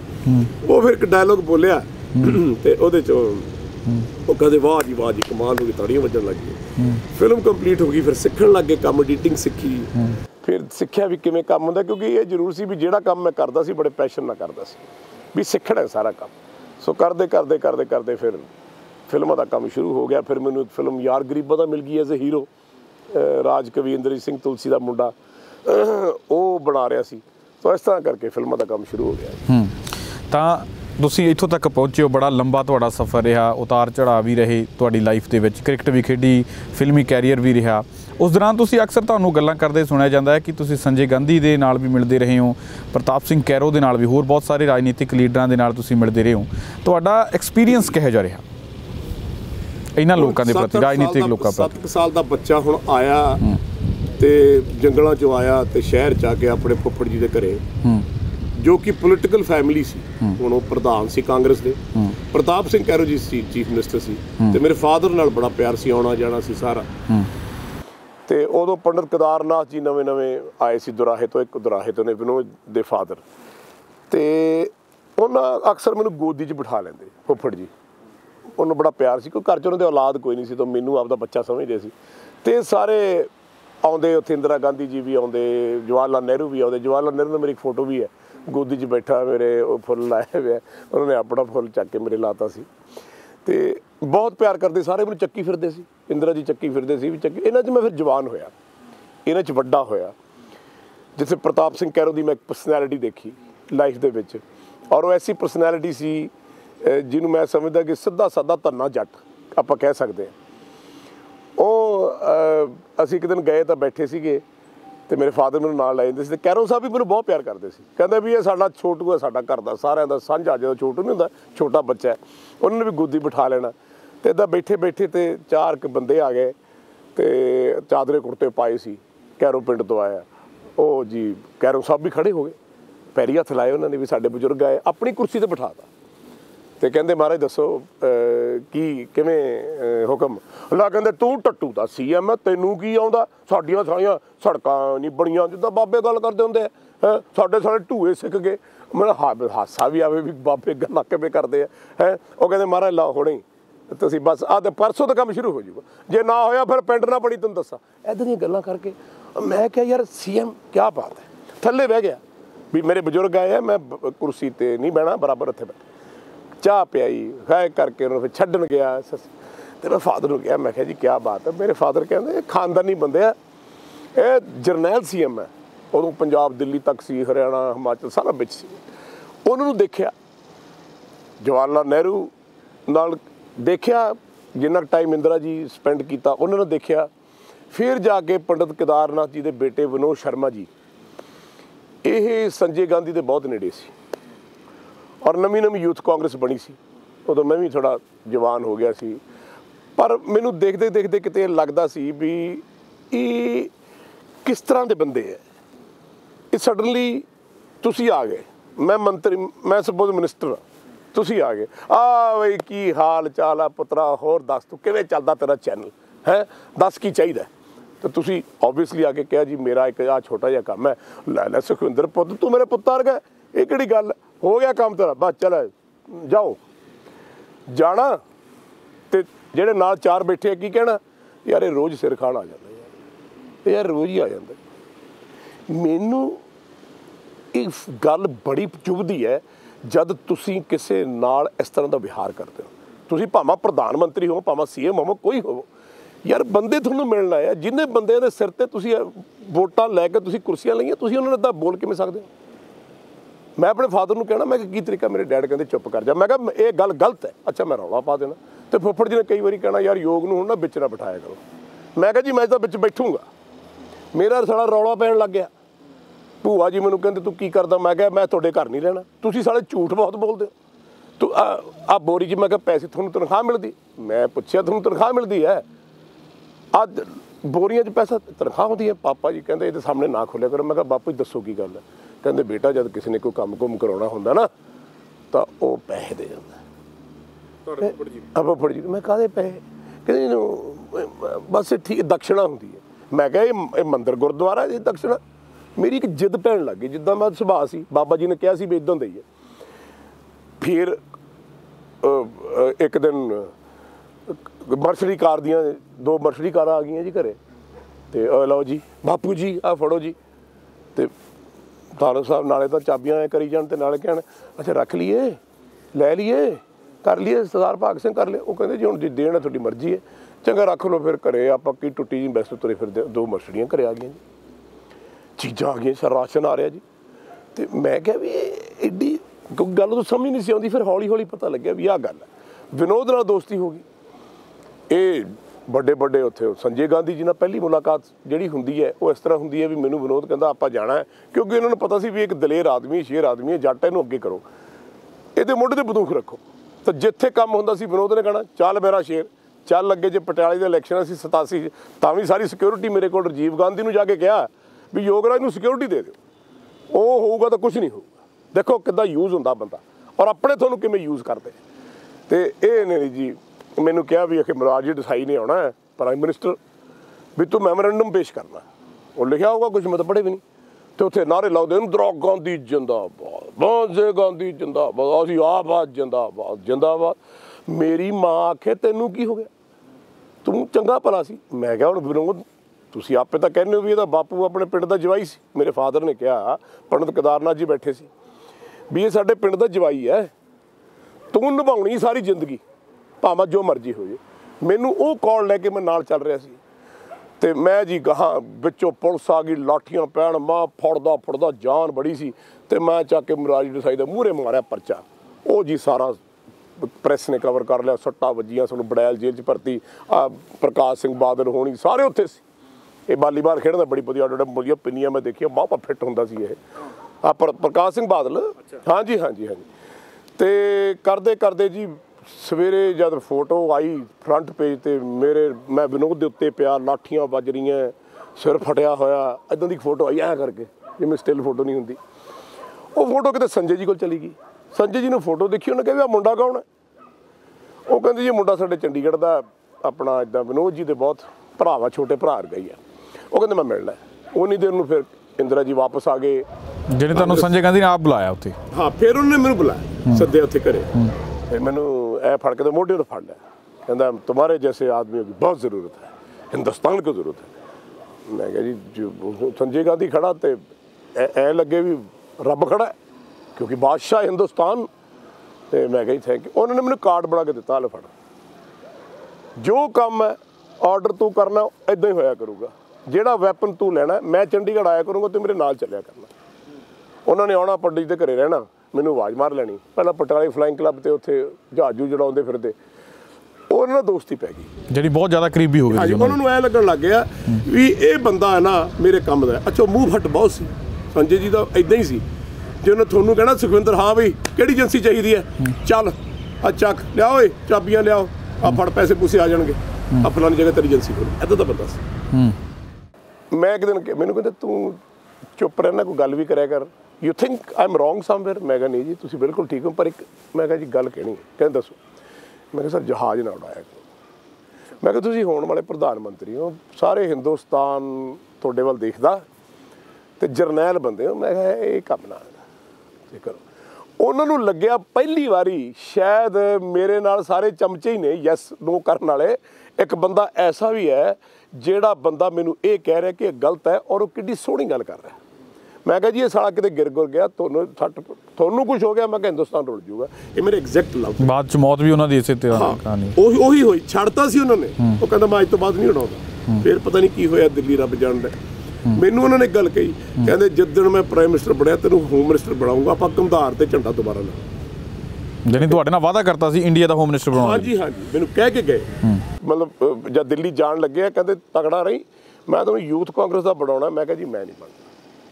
ਕਹਿੰਦੇ ਚੰਗਾ, ਮੈਨੂੰ ਇੱਕ ਵਾਰੀ ਪ੍ਰਾਈਮ ਮਿਨਿਸਟਰ ਬਣਨਾ ਤਾਂ ਤੂੰ ਤਿਆਰੀ ਰੱਖੀ, ਮੈਨੂੰ ਤੇਰੇ ਵਰਗਾ ਜਰਨੈਲ ਚਾਹੀਦਾ। ਇੰਨਾ ਬਹੁਤ ਪਿਆਰ ਕਰਦੇ ਸੀ ਔਰ ਮੈਨੂੰ ਲੱਗਦਾ ਵੀ ਸੀ ਵੀ ਇੱਕ ਬੰਦਾ ਹੈਗਾ ਜਿਹੜਾ ਜੈਨੂਇਨ ਸੀ, ਕਿਉਂਕਿ ਮੈਂ ਉਸ ਬੰਦੇ ਨੂੰ ਰਿਸ਼ਵਤ ਲੈਂਦੇ ਨਹੀਂ ਦੇਖਿਆ।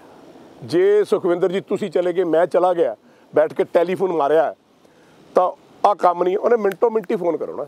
ਮੈਂ ਨਹੀਂ ਦੇਖਿਆ ਵੀ ਉਹਦੇ ਕੋਲ ਕਿਤੇ ਕੋਈ ਪੈਸੇ ਦਿੰਦਾ ਹੋਊਗਾ, ਜਗਦੀਸ਼ ਟਾਈਟਲ ਟੂਟਲ ਜੇ ਸਾਰੇ ਹੈ ਜੀ ਹੈ ਜੀ ਹੈ ਜੀ ਹੈ ਜੀ ਹੈ ਜੀ। ਚਮਚੀਗਿਰੀ ਹੈ ਨਾ, ਚਮਚਾਗਿਰੀ ਨੇ ਤਾਂ ਮਰਵਾਇਆ ਆਪਣੀ ਪੋਲੀਟਿਕਸ। ਇਹ ਲੋਕਾਂ ਨਾਲ ਰਹਿ ਕੇ ਮੈਂ ਦੇਖਿਆ ਜੀ ਕਿਸ ਤਰ੍ਹਾਂ ਲੋਕ ਯੂਜ਼ ਕਰਦੇ ਆ। ਵਿਨੋਦ ਸ਼ਰਮੇ ਪਿੱਛੇ ਜਦ ਅਸੀਂ 87 ਦੀ ਇਲੈਕਸ਼ਨ ਲੜੀਆਂ ਨੇ, ਮੈਨੂੰ राजीव गांधी को ले गया। राजीव गांधी जी मेरे को आए, कहते भाई तुम्हारा बहुत नाम सुना है, आप तो हमारे भाई साहब के साथ बहुत रहे हो और ये है। मैं कहा जी हुक्म करो, कुछ चाहिए? मैं कहा नहीं जी वो तो मंगता, मैनू नहीं कहे तो कुछ चाहिए, हुक्म करो।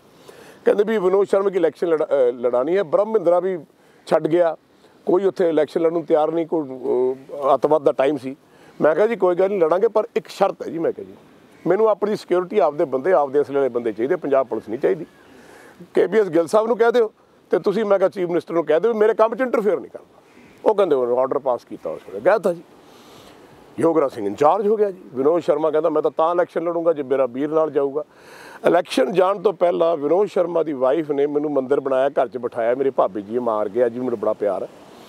बिठा के मैनू तिलक ला के मैनू कहन लगे मेरे सुहाग का ख्याल रखी। मैं भाभी जी जे मैं मर गया इनू की हो गया बाद च मैनू पता नहीं, पर जे मैं जिउंदा आ गया मर गया फिर मैनू कहीं नहीं, मैं अपनी माँ का नहीं जम्मिया। मैं कोशिश करूँगा, बाकी लड़ाई है इत्थे कुछ भी हो सकता है। चले आ, पता नहीं आना कि नहीं आना। असी गए जी, बुरा हाल, अतवाद का टाइम सी, तुहानूं पता कैसा वक्त सी। बयान सिंह सीगा CM ते उत्थे जी ना कदे कोई साले स्टेज लगनी ना कुछ लगनी। असी जी 2.5 लाख वोट तो हार गए जी। एक दिन गुरजंट सिंह राजस्थानी आया, उन्हें जी बंदे मारते उत्थे आके थापड़ इंजीनियरिंग कॉलेज दे विच कोई 500 स्टूडेंट मारिया होगा जी। किसी दा चीथड़े किते, किसी दा सिर किते, किसी दी बाहां किते, साला खून चले। असी पैर धर धर के तुरिया जिद्दां छप्पड़ चलदे, बड़ा दुख होया। मैं कहा कैसी गल है भी इहो जिहा भी इंसान हो सकदा। असी इलैक्शन हार गए जी। इलैक्शन हार के असी वापस आ गए। वापस आने तो बाद चलो जो भी होया जितना ही उस वेले लह रहे जी सी, ना ही मैनू इन्ना कोई इंटरस्ट सी। मेरा मतलब मैं सारी जिंदगी इन्हां लोकां जो सवाल तुसीं पुछिया सी, मैं एडा वड्डा जवाब दिता है। इन्हां च रहा, इन्हां च वड्डा होया, इन्हां च मेरी दोस्ती रही। मैनू हुण भी टैलीफोन एक दो बारी विनोद जी का आया, रूबी हुणां दा आया। मैं कह दिना हाँ जी भाजी कोई गल नहीं, ठीक है जी, हुक्म करो। कांग्रेस तो पासा फिर क्यों बट लिया? पासा हुण इस करके बट्टिया जी क्योंकि मैनू जिंदगी च मुसीबत ये होने लग गया भी योगराज सिंह तेनू भी इस्तेमाल करते। मेरा एक काम फस गया। मैं कहा जी मैं जब मनु शर्मे का कतल का केस चलिया, हुण जिहो जिहा मर्जी होवे, मुसीबत जिहदे ते मर्जी आई होवे, बंदे नूं नाल तां खड़ना ही पैंदा। ते मैं वो बंदा बाहें जिन्ना की पकड़िए सिर दीजिए, बाहें ना छोड़िए। मैं वो काफ़ी नुकसान हो गया, बहुत कुछ हो गया। तो मैं कहा जी गल है भी 2-4 रुपये आप भी बना लीए जे सीधे तरीके ते बन सकते हैं। तो भी इत्थे जी आह रेते का काम शुरू होया रैणे च नवां नवां। ਮੈਂ ਕਿਹਾ ਜੀ ਮੈਨੂੰ ਠੇਕਾ ਦਵਾ ਦਿਓ, ਜਾਂ ਚਲੋ ਐਂ ਕਰੋ ਆ ਜਿਹੜੇ ਬੰਦੇ ਆਏ ਨਾਲ ਇਹਨਾਂ ਨੂੰ ਠੇਕਾ ਦਵਾ ਦਿਓ। ਗੱਲ ਇੰਨੀ ਕੀ ਸੀ ਵੀ ਉਹਦੇ ਕੋਈ ਚੋਰੀ ਦਾ ਕੋਈ ਠੱਗੀ ਦਾ ਕੋਈ ਗੱਲ ਨਹੀਂ ਸੀਗੀ। ਮਿਹਨਤ ਕਰਨੀ ਹੈ, ਪੈਸੇ ਲੈਣੇ, ਪੈਸੇ ਮਹੀਨੇ ਦੇ ਬਣਦੇ ਆ ਬੰਦੇ ਸਾਰਿਆਂ ਨੂੰ, ਜੋ ਤੁਸੀਂ ਲੈਣਾ ਤੁਸੀਂ ਲੈ ਲਓ। ਨਹੀਂ ਮੈਂ ਤਾਂ ਫਲਾਣੇ ਨੂੰ ਦੇਣਾ, ਧਮਕੇ ਦੇਣਾ, ਕੁਛ ਸਾਡੀਆਂ ਅਜੀਬ ਜਿਹੀਆਂ ਨਾ ਗੱਲਾਂ ਹੋਣ ਲੱਗ ਗਈਆਂ। ਮੈਂ ਕਮਰੇ ਜਾਣਾ, ਉਹ ਯਾਰ ਤੂੰ ਦੇਖ ਤਾਂ ਲਿਆ ਕਰ, ਤੂੰ ਮੈਨੂੰ ਪੁੱਛ ਕੇ ਤਾਂ ਆਇਆ ਕਰ। ਉਹ ਚੀਜ਼ ਨਾ ਬਦਲ ਗਈ ਸਾਰੀ, ਕਿਉਂਕਿ ਹੁੱਡਾ ਬਣ ਗਿਆ ਚੀਫ ਮਿਨਿਸਟਰ ਹਰਿਆਣੇ ਦਾ। ਹੁੱਡੇ ਨਾਲ ਬੜੀ ਯਾਰੀ ਸੀ, ਹੁੱਡਾ ਸਾਡੇ ਨਾਲ ਬਥੇਰਾ ਰਿਹਾ ਜੇਲ੍ਹ ਜੂਹ 'ਚ, ਉੱਥੇ ਮੈਂ ਜਾਣਦਾ ਉਹਨੂੰ। ਅਤੇ ਉਹ ਇੱਕ ਮਿੰਟ ਰਲ ਕੇ ਪੈਸੇ ਖਾਣ ਲੱਗ ਗਏ। ਹੁਣ ਮੈਨੂੰ ਇਹ ਲੱਗਿਆ ਵੀ ਮੈਂ ਕਿਤੇ ਨੂੰ ਹੋਟਲ 'ਚ ਰੋਟੀ ਖਾਂਦਾ ਸੀ ਬੈਠਾ, ਅਤੇ ਮੈਂ ਆਇਆ ਅਤੇ ਮੇਰੇ ਮੂਹਰੇ ਬਿੱਲ ਲੱਖਤਾ ਰਿਹਾ ਕੇ, ਕਹਿੰਦੀ ਪੈਸੇ ਦਿਓ। ਮੈਂ ਕਿਹਾ ਅੱਗੇ ਕਿਹੜਾ ਬਗੈਰ ਪੈਸੇ ਤੋਂ ਜਾਂਦੇ ਆ, ਪਰ ਤੂੰ, ਮੈਂ ਕਿਹਾ ਨਹੀਂ ਬਦਤਮੀਜ਼ੀ ਨਾਲ ਕਿਉਂ ਬੋਲਿਆ। ਕਹਿੰਦਾ ਜੀ ਇਹ ਤਾਂ ਔਡਰ ਹੈ ਜੀ, ਵਿਨੋਦ ਸਰ ਦਾ ਔਡਰ ਹੈ ਵੀ ਭਾਈ ਯੋਗਰਾਜ ਸਿੰਘ ਪੈਸੇ ਦੇ ਕੇ ਜਾਊਗਾ ਤਾਂ ਹੋਟਲ 'ਚ ਬਾਹਰ ਜਾਣ ਦੇਣਾ। ਬੜਾ ਵੱਟ ਚੜਿਆ। ਮਤਲਬ ਮੇਰੀ ਇੰਨੀ ਕੁ ਬੇਇੱਜ਼ਤੀ ਹੋਣ ਲੱਗ ਗਈ, ਇੰਨੀ ਕਿ ਮੈਨੂੰ, ਕਿਉਂਕਿ ਹੁਣ ਮੇਰੀ ਲੋੜ ਨਹੀਂ ਰਹੀ, ਹੁਣ ਮੇਰੀ ਲੋੜ ਨਹੀਂ ਸੀ, ਜਿੰਨਾ ਕਿ ਇਸਤੇਮਾਲ ਇਹਨਾਂ ਕਰਨਾ ਸੀ ਮੈਨੂੰ ਕਰ ਲਿਆ। ਅਤੇ ਮੈਂ ਫਿਰ ਇੱਕ ਦਿਨ ਜਦ ਘਰੇ ਬੈਠੇ ਸੀਗੇ ਅਤੇ ਮੈਂ ਕਿਹਾ ਵੀ ਅੱਜ ਤੋਂ ਬਾਅਦ ਜ਼ਿੰਦਗੀ 'ਚ ਤੇਰੇ ਮਰੇ 'ਤੇ ਨਹੀਂ ਆਉਣਾ, ਤੂੰ ਮੇਰੇ ਮਰੇ 'ਤੇ ਨਾ। ਮੈਂ ਜੀ ਉੱਥੋਂ ਘਰ ਛੱਡਿਆ, ਔਰ ਉਸ ਤੋਂ ਬਾਅਦ ਮੈਂ ਤਈਆ ਕਰ ਲਿਆ ਜ਼ਿੰਦਗੀ 'ਚ ਵੀ ਸਿਆਸਤਦਾਨ ਬੰਦੇ ਦੇ ਨਾਲ ਨਹੀਂ ਬਹਿਣਾ। ਲੇਕਿਨ ਹੋਣੀ ਇਹੋ ਜਿਹੀ ਹੈ। ਫਿਰ ਚੁਟਾਲਿਆਂ ਨਾਲ ਯਾਰੀ ਪੈ ਗਈ, ਲੈ ਗੱਲ ਕੁਛ ਵੀ ਨਹੀਂ। ਉੱਥੇ ਮੈਂ ਚੀਫ ਗੈਸਟ ਬਣਾਇਆ ਬਿੱਲੂ ਭਾਜੀ ਨੂੰ। ਮੈਂ ਕਿਹਾ ਜੀ ਮੈਂ ਤਾਂ ਕੁੜਤਾ ਪਜਾਮਾ ਇੱਕ ਲੈ ਕੇ ਆਇਆ ਸੀ, ਤੁਸੀਂ ਮੈਨੂੰ 10 ਦਿਨ ਦਾ ਪ੍ਰੋਗਰਾਮ ਦਿੱਤਾ। ਉਹ ਕਹਿੰਦੇ ਤੂੰ ਮੇਰੇ ਕੁੜਤੇ ਪਜਾਮੇ ਪਾ ਲਾ। ਮੇਰੀ ਯਾਰੀ ਹੋ ਗਈ, ਦੋਸਤੀ ਪੈ ਗਈ। ਔਰ ਮੈਂ ਕਿਹਾ ਵੀ ਜਿੱਦਣ ਜੱਟ ਦੀ ਜ਼ੁਬਾਨ ਹੈ, ਜਿੱਦਣ ਜੋ ਮੰਗੇਗਾ ਤੈਨੂੰ ਮਿਲੂਗਾ। ਯਾਰੀ ਹੈ, ਤੂੰ ਜਾਂ ਕਹਿਤਾ, ਤੂੰ ਇਹ ਨਾ ਸਮਝੀ ਵੀ ਤੇਰੇ ਯਾਰ ਹੈ। ਉਹ ਅਗਲੀ ਵਾਰੀ ਇਲੈਕਸ਼ਨ ਮੈਨੂੰ ਕਹਿੰਦਾ ਇਲੈਕਸ਼ਨ ਲੜਨੀ। ਮੈਂ ਕਿਹਾ ਮੈਨੂੰ ਤੂੰ ਕਿਹੜੇ ਕੰਮ 'ਚ ਪਾਤਾ। ਕਹਿੰਦਾ ਤੁਮਨੇ ਤਾਂ ਕਹਾ ਥਾ ਕਿ ਭਾਈ ਹੈ, ਜੋ ਮੰਗੋਗੇ ਮਿਲੇਗਾ। ਦੱਸੋ ਆਪਾਂ ਕਿਹੋ ਜਿਹੇ ਕੰਮਾਂ 'ਚ ਫਸੇ। ਉਹ ਜੀ ਇਲੈਕਸ਼ਨ ਮੈਨੂੰ ਇੱਕ ਲੜਨੀ ਪਈ। ਉਹ ਇਲੈਕਸ਼ਨ ਦੇ ਵਿੱਚ ਸੁਖਵਿੰਦਰ ਜੀ, ਕਿਹੜੀ ਜਗ੍ਹਾ ਤੋਂ ਇਲੈਕਸ਼ਨ ਲੜੇ ਸੀ? ਮੈਂ ਪੰਚਕੂਲੇ ਤੋਂ। ਔਰ ਮੈਂ 25,000 ਵੋਟ ਵੀ ਲੈ ਗਿਆ ਸੀ, ਜਿਹੜੀ ਐਨਐਲਓ ਨੂੰ ਪਿਛਲੇ 40 ਸਾਲਾਂ ਤੋਂ ਵੋਟ ਨਹੀਂ ਮਿਲੀ। ਪਰ ਚਲੋ ਇਹਨਾਂ ਨੇ ਕਰਾ ਕੇ ਜੀ ਮੈਨੂੰ ਹਰਵਾਤਾ। ਮੈਂ ਚੰਗਾ, ਮੈਂ ਹਾਰ ਗਿਆ। ਮੈਂ ਘਰੇ ਆ ਗਿਆ। ਮੈਂ ਕਿਹਾ ਅੱਜ ਤੋਂ ਬਾਅਦ ਉਹ ਜਿਹੜੇ 20-22 ਦਿਨ ਮੈਂ ਗੁਜ਼ਾਰੇ ਇਲੈਕਸ਼ਨ ਦੇ ਵਿੱਚ, ਮੈਨੂੰ ਪਤਾ ਲੱਗਿਆ ਵੀ ਇਹ ਸਿਆਸਤ ਕਿੰਨੀ ਗੰਦੀ ਚੀਜ਼ ਹੈ। ਅਤੇ ਉਸ ਤੋਂ ਬਾਅਦ ਮੈਂ ਤਈਆ ਕਰ ਲਿਆ ਵੀ ਅੱਜ ਤੋਂ ਬਾਅਦ ਇਲੈਕਸ਼ਨ ਨਹੀਂ ਲੜਨੀ, ਭਾਵੇਂ ਜੋ ਮਰਜ਼ੀ ਹੋਏ। ਸੋ ਐਸੇ ਮੇਰੇ ਐਕਸਪੀਰੀਅੰਸ ਰਹੇ ਹੈ ਜਿਹੜੇ ਮੈਂ ਬਿਆਨ ਨਹੀਂ ਕਰ ਸਕਦਾ। ਜੇ ਮੈਂ ਕਹਾਂ ਵੀ ਨਾ ਕੋਈ ਦੋਸਤ ਹੈ, ਨਾ ਕੋਈ ਮਾਂ ਹੈ, ਨਾ ਕੋਈ ਪਿਓ ਹੈ, ਨਾ ਕੋਈ ਧੀ ਹੈ, ਨਾ ਕੋਈ ਪੁੱਤਰ ਹੈ, ਨਾ ਤੁਹਾਡਾ ਕੋਈ ਸਕਾ, ਨਾ ਕੋਈ ਸੰਬੰਧੀ, ਸਾਰੇ ਦੇ ਸਾਰੇ ਤੁਹਾਡੇ ਪਿੱਠ 'ਚ ਛੁਰਾ ਮਾਰਨ ਵਾਲੇ ਹੈ। ਇਹ ਸਿਆਸਤਦਾਨਾਂ ਦਾ ਕਰੈਕਟਰ। ਪੰਜਾਬ ਦਾ ਤੁਸੀਂ ਚੰਗਾ ਦੌਰ ਵੀ ਦੇਖਿਆ, ਜਦੋਂ ਤੁਸੀਂ ਜਨਮ ਲਿਆ, ਤੁਸੀਂ ਆਪਣੇ ਫਾਦਰ ਸਾਹਿਬ ਦੇ ਨਾਲ ਬਚਪਨ ਗੁਜ਼ਾਰਿਆ, ਉਹ ਚੰਗਾ ਸਮਾਂ ਸੀ।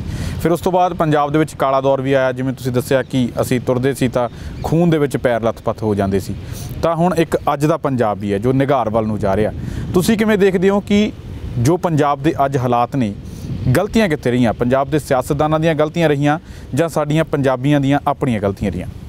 ਪਹਿਲਾਂ ਤਾਂ ਸੁਖਵਿੰਦਰ ਜੀ ਮੈਨੂੰ ਇੰਨਾ ਸ਼ੌਕ ਸੀਗਾ ਨਹੀਂ ਵੀ, ਪਰ ਮੈਂ ਹਿਸਟਰੀ ਬਹੁਤ ਪੜ੍ਹਦਾ ਸੀ। ਮੈਨੂੰ ਪੜ੍ਹਨ ਦਾ ਅੱਜ ਵੀ ਬੜਾ ਸ਼ੌਕ ਹੈ। ਜੇ ਮੈਨੂੰ ਕਿਸੇ ਸਿਆਣੇ ਨੇ ਗੱਲ ਕਹਿਤੀ ਹੈ ਤਾਂ ਮੈਂ ਉਹ ਗੱਲ ਆਪਣੇ ਮੈਮਰੀ 'ਚ ਫੀਡ ਕਰ ਲਈ ਵੀ ਇਹ ਗੱਲ ਬੜੀ ਵਧੀਆ ਸੀ।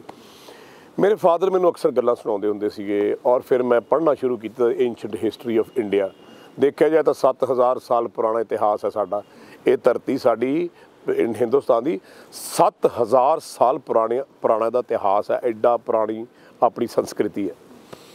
ਪੰਜਾਬ ਦੀ ਗੱਲ ਕਰਦੇ ਕਰਦੇ, ਗੁਰੂਆਂ ਦੀ ਪਹਿਲਾਂ ਗੱਲ ਕਰਦੇ, ਫਿਰ ਮੁਗਲਾਂ ਦੀ ਗੱਲ ਕਰਦੇ ਕਰਦੇ, ਪੰਜਾਬ ਐਡਾ ਵੱਡਾ ਸੀ।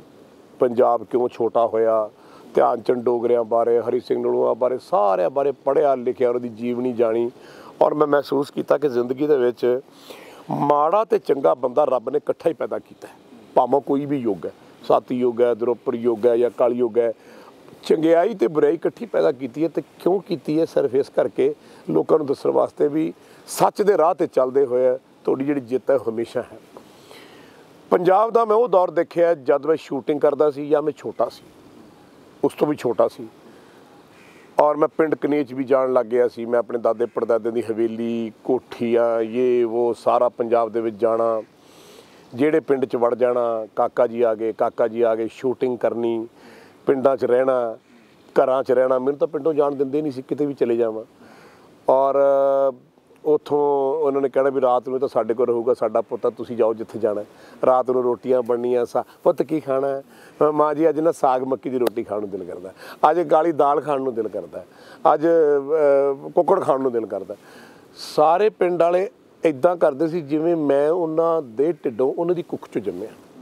20 ਦਿਨ ਰਹਿਣਾ, ਸ਼ੂਟਿੰਗ ਕਰਨੀ, 2-2 10-10 ਕਿੱਲੇ ਮਿੱਧ ਦੇਣੇ, ਤੇ ਮੈਂ ਕਹਿਣਾ ਵੀ ਪੈਸੇ ਲੈ ਲਓ, ਵੀ ਇੰਨਾ ਫਸਲ ਖਰਾਬ ਹੋ ਗਈ। ਤੇ ਉਹਨਾਂ ਨੇ ਕਹਿਣਾ ਤੂੰ ਕਿਹੋ ਜਿਹੀ ਗੱਲ ਕਰਦਾ, ਸਾਡਾ ਪੁੱਤ ਹੈ, ਤੂੰ ਪੰਜਾਬੀਆਂ ਦੀ ਇੰਨੀ ਸੇਵਾ ਕਰਦਾ, ਐਡਾ ਵੱਡਾ ਤੂੰ ਸਟਾਰ ਹੈ, ਸਾਨੂੰ ਤਾਂ ਬੜੀ ਖੁਸ਼ੀ ਹੁੰਦੀ ਹੈ ਤੈਨੂੰ ਨਾਲ ਮਿਲ ਕੇ।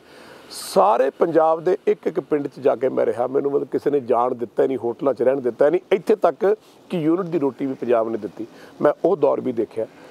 ਫਿਰ ਇੱਕ ਐਸਾ ਦੌਰ ਦੇਖਿਆ ਜਦ ਮੈਂ ਇੱਥੇ DSP ਭਰਤੀ ਹੋ ਗਿਆ ਚੰਡੀਗੜ੍ਹ 'ਚ। ਹਾਂਜੀ, ਸਰਾਓ ਸਾਹਿਬ ਇੱਥੇ ਲੱਗੇ ਸੀ ਚੀਫ ਕਮਿਸ਼ਨਰ, ਬਾਪੂ ਜੀ ਦੇ ਬ੍ਰਦਰ ਇਨ ਲਾਅ।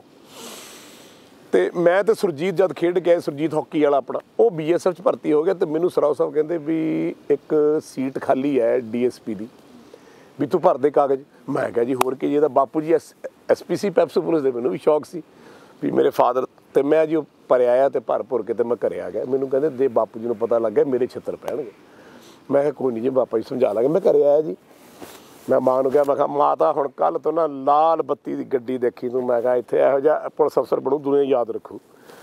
ਮੈਨੂੰ ਕਹਿੰਦੇ ਤੂੰ ਘਰੋਂ ਨਿਕਲ ਜਾ, ਜੇ ਪਾਪਾ ਜੀ ਨੂੰ ਪਤਾ ਲੱਗ ਗਿਆ ਤੈਨੂੰ ਮਾਰ ਸੋਟੀਆਂ ਲਾਲ ਕਰ ਦੇਣਗੇ। ਮੈਂ ਕਿਹਾ ਕਿਉਂ ਭਾਈ, ਕਿਹੜੀ ਗੱਲ ਹੈ? ਉਨੀ ਦੇਰੋਂ ਜੀ ਪਾਪਾ ਜੀ ਲੰਚ ਟਾਈਮ 'ਤੇ ਆ ਗਏ। ਅਤੇ ਬੀਬੀ ਕਹਿੰਦੀ ਵੀ ਇੱਕ ਮਿੰਟ ਗੱਲ ਸੁਣੋ, ਵੀ ਆਹ ਤਾਂ ਜੀ ਤੁਹਾਡਾ ਮੁੰਡਾ ਤਾਂ DSP ਦੀ ਨੌਕਰੀ ਮਿਲ ਗਈ, ਆ ਚਿੱਠੀ। ਬਜ਼ੁਰਗਾਂ ਨੇ ਮੇਰੇ ਰੱਖ ਕੇ ਚਪੇੜ ਦਿੱਤੀ। ਕਹਿੰਦੇ ਤੂੰ ਮੇਰੇ ਤੋਂ ਬਗੈਰ ਪੁੱਛੇ? ਮੈਨੂੰ ਨਹੀਂ ਪਤਾ ਲੱਗਾ ਕਿਉਂ, ਪਰ ਫਾਰ ਸਾਈਟਡ ਦੀ ਗੱਲ ਦੱਸਦਾ ਤੁਹਾਨੂੰ। ਮੈਨੂੰ ਗੱਡੀ 'ਚ ਬਿਠਾਇਆ, ਸਰਾਓ ਸਾਹਿਬ ਕੋਲ ਚਲੇ ਗਏ। ਸਰਾਓ ਸਾਹਿਬ ਨੂੰ ਗਲ ਪੈ ਗਏ, ਤੂੰ ਮੇਰਾ ਮੁੰਡਾ ਮਰਵਾਉਣਾ, ਤੂੰ ਫਲਾਨਾ ਇਹ ਉਹ। ਚੁੱਪ। ਅੱਤਵਾਦ ਦੇ ਦੌਰ ਤੇ? ਨਹੀਂ ਜੀ, ਅੱਤਵਾਦ ਦੌਰ ਤੋਂ ਪਹਿਲਾਂ ਦੀ ਗੱਲ, 81 ਦੀ ਗੱਲ ਹੈ, ਅਜੇ ਅੱਤਵਾਦ ਸ਼ੁਰੂ ਨਹੀਂ ਹੋਇਆ। ਮਤਲਬ ਅਜੇ ਥੋੜ੍ਹਾ ਸਿਲਸਿਲਾ ਚੱਲਦਾ ਸੀ। ਮੈਨੂੰ ਬੜਾ ਦੁੱਖ ਵੀ ਮੈਨੂੰ ਯਾਰ ਪਿਤਾ ਜੀ ਕੋਈ ਗੱਲ ਬਣਦੀ ਘਰੇ ਆਏ, ਤੇ ਮੈਂ ਨਾ ਗੁੱਸੇ ਹੋ ਗਿਆ। ਮੈਨੂੰ ਕਹਿੰਦੇ ਬੈਠ ਇੱਥੇ। ਕਹਿੰਦੇ ਸਾਡੇ ਟਾਈਮ ਨਾ ਪੁਲਿਸ ਅਫਸਰ ਕੋਈ ਪਿੰਡ 'ਚ ਜਾਂਦਾ ਸੀ, ਛਿੜਕਾਅ ਹੁੰਦਾ ਸੀ ਪਾਣੀ ਦਾ, ਵੈਲਕਮ ਹੁੰਦਾ ਸੀ, ਔਰ ਅਫਸਰ ਵੀ ਐਸੇ ਹੁੰਦੇ ਸੀ ਜਿਹੜੇ ਲੋਕਾਂ ਦਾ ਭਲਾ ਕਰਦੇ ਸੀ। ਕਹਿੰਦੇ ਵਕਤ ਇਹੋ ਜਿਹਾ ਆਉਣ ਵਾਲਾ ਹੈ, ਜਾਂ ਤੂੰ ਮਰੇਂਗਾ ਜਾਂ ਤੈਨੂੰ ਕੋਈ ਮਾਰੂਗਾ। ਇਹ ਉਹ ਡਿਪਾਰਟਮੈਂਟ ਬਣ ਚੁੱਕੇ ਨੇ ਅੱਜ ਕੱਲ੍ਹ, ਜਿੱਥੇ ਪੈਸੇ ਲੈ ਕੇ, ਰਿਸ਼ਵਤਾਂ ਲੈ ਕੇ ਲੋਕੀ ਕੰਮ ਕਰਦੇ ਨੇ। ਇਹ ਸਿਆਸਤ ਦਾ, ਮੇਰੇ ਫਾਦਰ ਨੇ ਮੈਨੂੰ ਸਾਰੀ ਕਹਾਣੀ ਫਿਊਚਰ ਦੀ ਸੁਣਾਈ ਵੀ ਆਉਣ ਵਾਲਾ ਵਕਤ ਕੈਸਾ ਹੋਊਗਾ। ਮੈਂ ਹੈਰਾਨ ਹੋ ਗਿਆ। ਮੈਂ ਕਿਹਾ ਫਾਦਰ ਵੀ ਮਾਰੀ ਜਾਂਦੇ ਨੇ ਆਪਣੀਆਂ, ਕੋਈ ਗੱਲ ਨਹੀਂ ਬਾਤ ਨਹੀਂ। ਚਲੋ ਜੀ, ਨੌਕਰੀ ਮੇਰੀ ਜਾਂਦੀ ਰਹੀ। ਔਰ ਮੈਂ ਫਿਰ ਬਾਅਦ 'ਚ ਮਹਿਸੂਸ ਕੀਤਾ ਕਿ ਮੈਂ ਕਿੰਨਾ ਵੱਡਾ ਉਪਕਾਰ ਮੇਰੇ ਫਾਦਰ ਨੇ ਮੇਰੇ ਸਿਰ 'ਤੇ ਕੀਤਾ ਕਿ ਮੈਨੂੰ ਨੌਕਰੀ ਨਹੀਂ ਕਰਨ ਦਿੱਤੀ, ਕਿਉਂਕਿ ਉਸ ਤੋਂ ਬਾਅਦ ਹਾਲਾਤ ਬਹੁਤ ਖਰਾਬ ਹੋ ਗਏ। ਫਿਰ ਉਹ ਦੌਰ ਚੱਲ ਪਿਆ ਆਪਣਾ ਸੰਤ ਜਰਨੈਲ ਸਿੰਘ ਹੋਣੀ ਸਾਰੇ। ਇਹ ਮੈਨੂੰ ਬੜਾ ਸ਼ੌਕ ਹੁੰਦਾ ਸੀ ਮਿਲਣ ਦਾ, ਵੀ ਮੈਂ ਜਾਣਾ, ਮੈਂ ਮਿਲਣਾ, ਮੈਂ ਵੀ ਇਸ ਲਹਿਰ 'ਚ ਜਾਣ। ਮੇਰੀ ਮਾਂ ਹੱਥ ਜੋੜਿਆ ਕਰੇ, ਮੈਂ ਕਿਹਾ ਮਿਲ ਕੇ ਆਓ। ਮੈਂ ਜਾਣ ਲੱਗ ਗਿਆ ਜੀ, ਮੈਂ ਅੰਮ੍ਰਿਤਸਰ ਜਾਣ ਲੱਗ ਗਿਆ। ਮੈਂ ਸੰਤਾਂ ਨੂੰ 2-4 ਵਾਰੀ ਮਿਲਿਆ। ਮੇਰੇ ਨਾਲ ਬੜਾ ਪਿਆਰ ਭਾਈ ਅਮਰੀਕ ਸਿੰਘ ਹੋਣੀ ਸੀ। ਹਾਂਜੀ, ਬੜਾ। ਮੈਨੂੰ ਤਾਂ ਕਦੇ ਨਹੀਂ ਕਿਹਾ ਤੂੰ ਭਾਈ ਅੰਮ੍ਰਿਤ ਛਕ ਲਾ, ਤੂੰ ਰੋਡਾ ਮੋਢਾ, ਤੂੰ ਫਲਾਨਾ। ਉਹ ਕਹਿੰਦੇ ਸੀ ਅੰਮ੍ਰਿਤ ਉਹ ਛਕੇ ਜਿਹੜਾ ਗੁਰਬਾਣੀ 24 ਘੰਟੇ ਪਹਿਲਾਂ 1.25 ਲੱਖ ਪਾਠ ਕਰ ਲਏ। ਜਿਵੇਂ ਆਪਣੇ ਰਾੜੇ ਵਾਲੇ ਸੰਤ ਵੀ ਇਹੀ ਕਹਿੰਦੇ ਸੀ, ਕਹਿੰਦੇ ਅੰਮ੍ਰਿਤ ਉਹ ਛਕੇ ਪਹਿਲਾਂ 1.25 ਲੱਖ ਜਪਜੀ ਸਾਹਿਬ ਦਾ ਪਾਠ ਕਰੋ, ਉਸ ਤੋਂ ਬਾਅਦ ਅੰਮ੍ਰਿਤ ਛਕਿਓ। ਅੰਮ੍ਰਿਤ ਛਕਣ ਯੋਗ ਵੀ ਬੰਦਾ ਹੋਣਾ ਚਾਹੀਦਾ। ਕਈ ਵਾਰੀ ਕਹਿਣਾ ਜੀ ਕੋਈ ਹੁਕਮ ਕਰੋ, ਕਹਿੰਦੇ ਨਹੀਂ ਤੁਸੀਂ ਜਾਓ ਮੁੰਡਿਓ, ਤੁਸੀਂ ਨਾ ਆਇਆ ਕਰੋ। ਮੈਨੂੰ ਖਾਸ ਵਾਰੀ ਕਿਹਾ ਵੀ ਤੂੰ ਬਹੁਤ ਸੇਵਾ ਕਰ ਰਿਹਾ, ਚੱਲ ਤੂੰ। ਤੇ ਮੈਂ ਕਿਹਾ ਜੀ ਤੁਹਾਡੇ ਕੋਲ ਬਹਿਣਾ, ਚੰਗਾ ਬਹਿ। ਮੈਂ ਉਹਨਾਂ ਕੋਲ ਸਾਰਾ ਦਿਨ ਬੈਠਾ ਰਹਿੰਦਾ ਸੀ।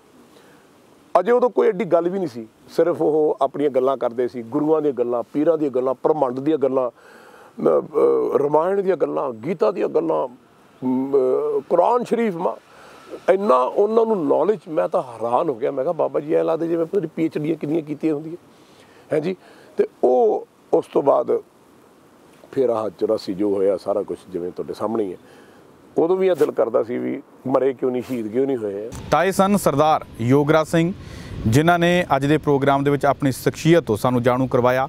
ਉਮੀਦ ਕਰਦੇ ਹਾਂ ਕਿ ਸਰਦਾਰ ਯੋਗਰਾਜ ਸਿੰਘ ਦੀਆਂ ਦੱਸੀਆਂ ਹੋਈਆਂ ਗੱਲਾਂ ਤੁਹਾਨੂੰ ਪਸੰਦ ਆਉਣਗੀਆਂ। ਅਤੇ ਅਗਲੇ ਜਿਹੜੇ ਪ੍ਰੋਗਰਾਮ ਦੇ ਐਪੀਸੋਡ ਨੇ ਉਹਨਾਂ ਦੇ ਵਿੱਚ ਅਸੀਂ ਗੱਲਬਾਤ ਕਰਿਆ ਕਰਾਂਗੇ ਪੰਜਾਬ ਦੇ ਮੁੱਦਿਆਂ 'ਤੇ। ਹਰ ਉਹ ਮੁੱਦਾ ਚੁੱਕਿਆ ਕਰਾਂਗੇ, ਜਿਵੇਂ ਤੁਹਾਨੂੰ ਮੈਂ ਪਹਿਲਾਂ ਦੱਸ ਚੁੱਕਿਆ ਕਿ ਪੰਜਾਬ ਦੇ ਨਾਲ, ਪੰਜਾਬ ਦੇ ਆਮ ਲੋਕਾਂ ਦੇ ਨਾਲ, ਦਲਿਤਾਂ ਦੇ ਨਾਲ, ਕਿਸਾਨਾਂ ਦੇ ਨਾਲ ਜੁੜਿਆ ਹਰ ਮੁੱਦਾ ਚੁੱਕਿਆ ਕਰਾਂਗੇ।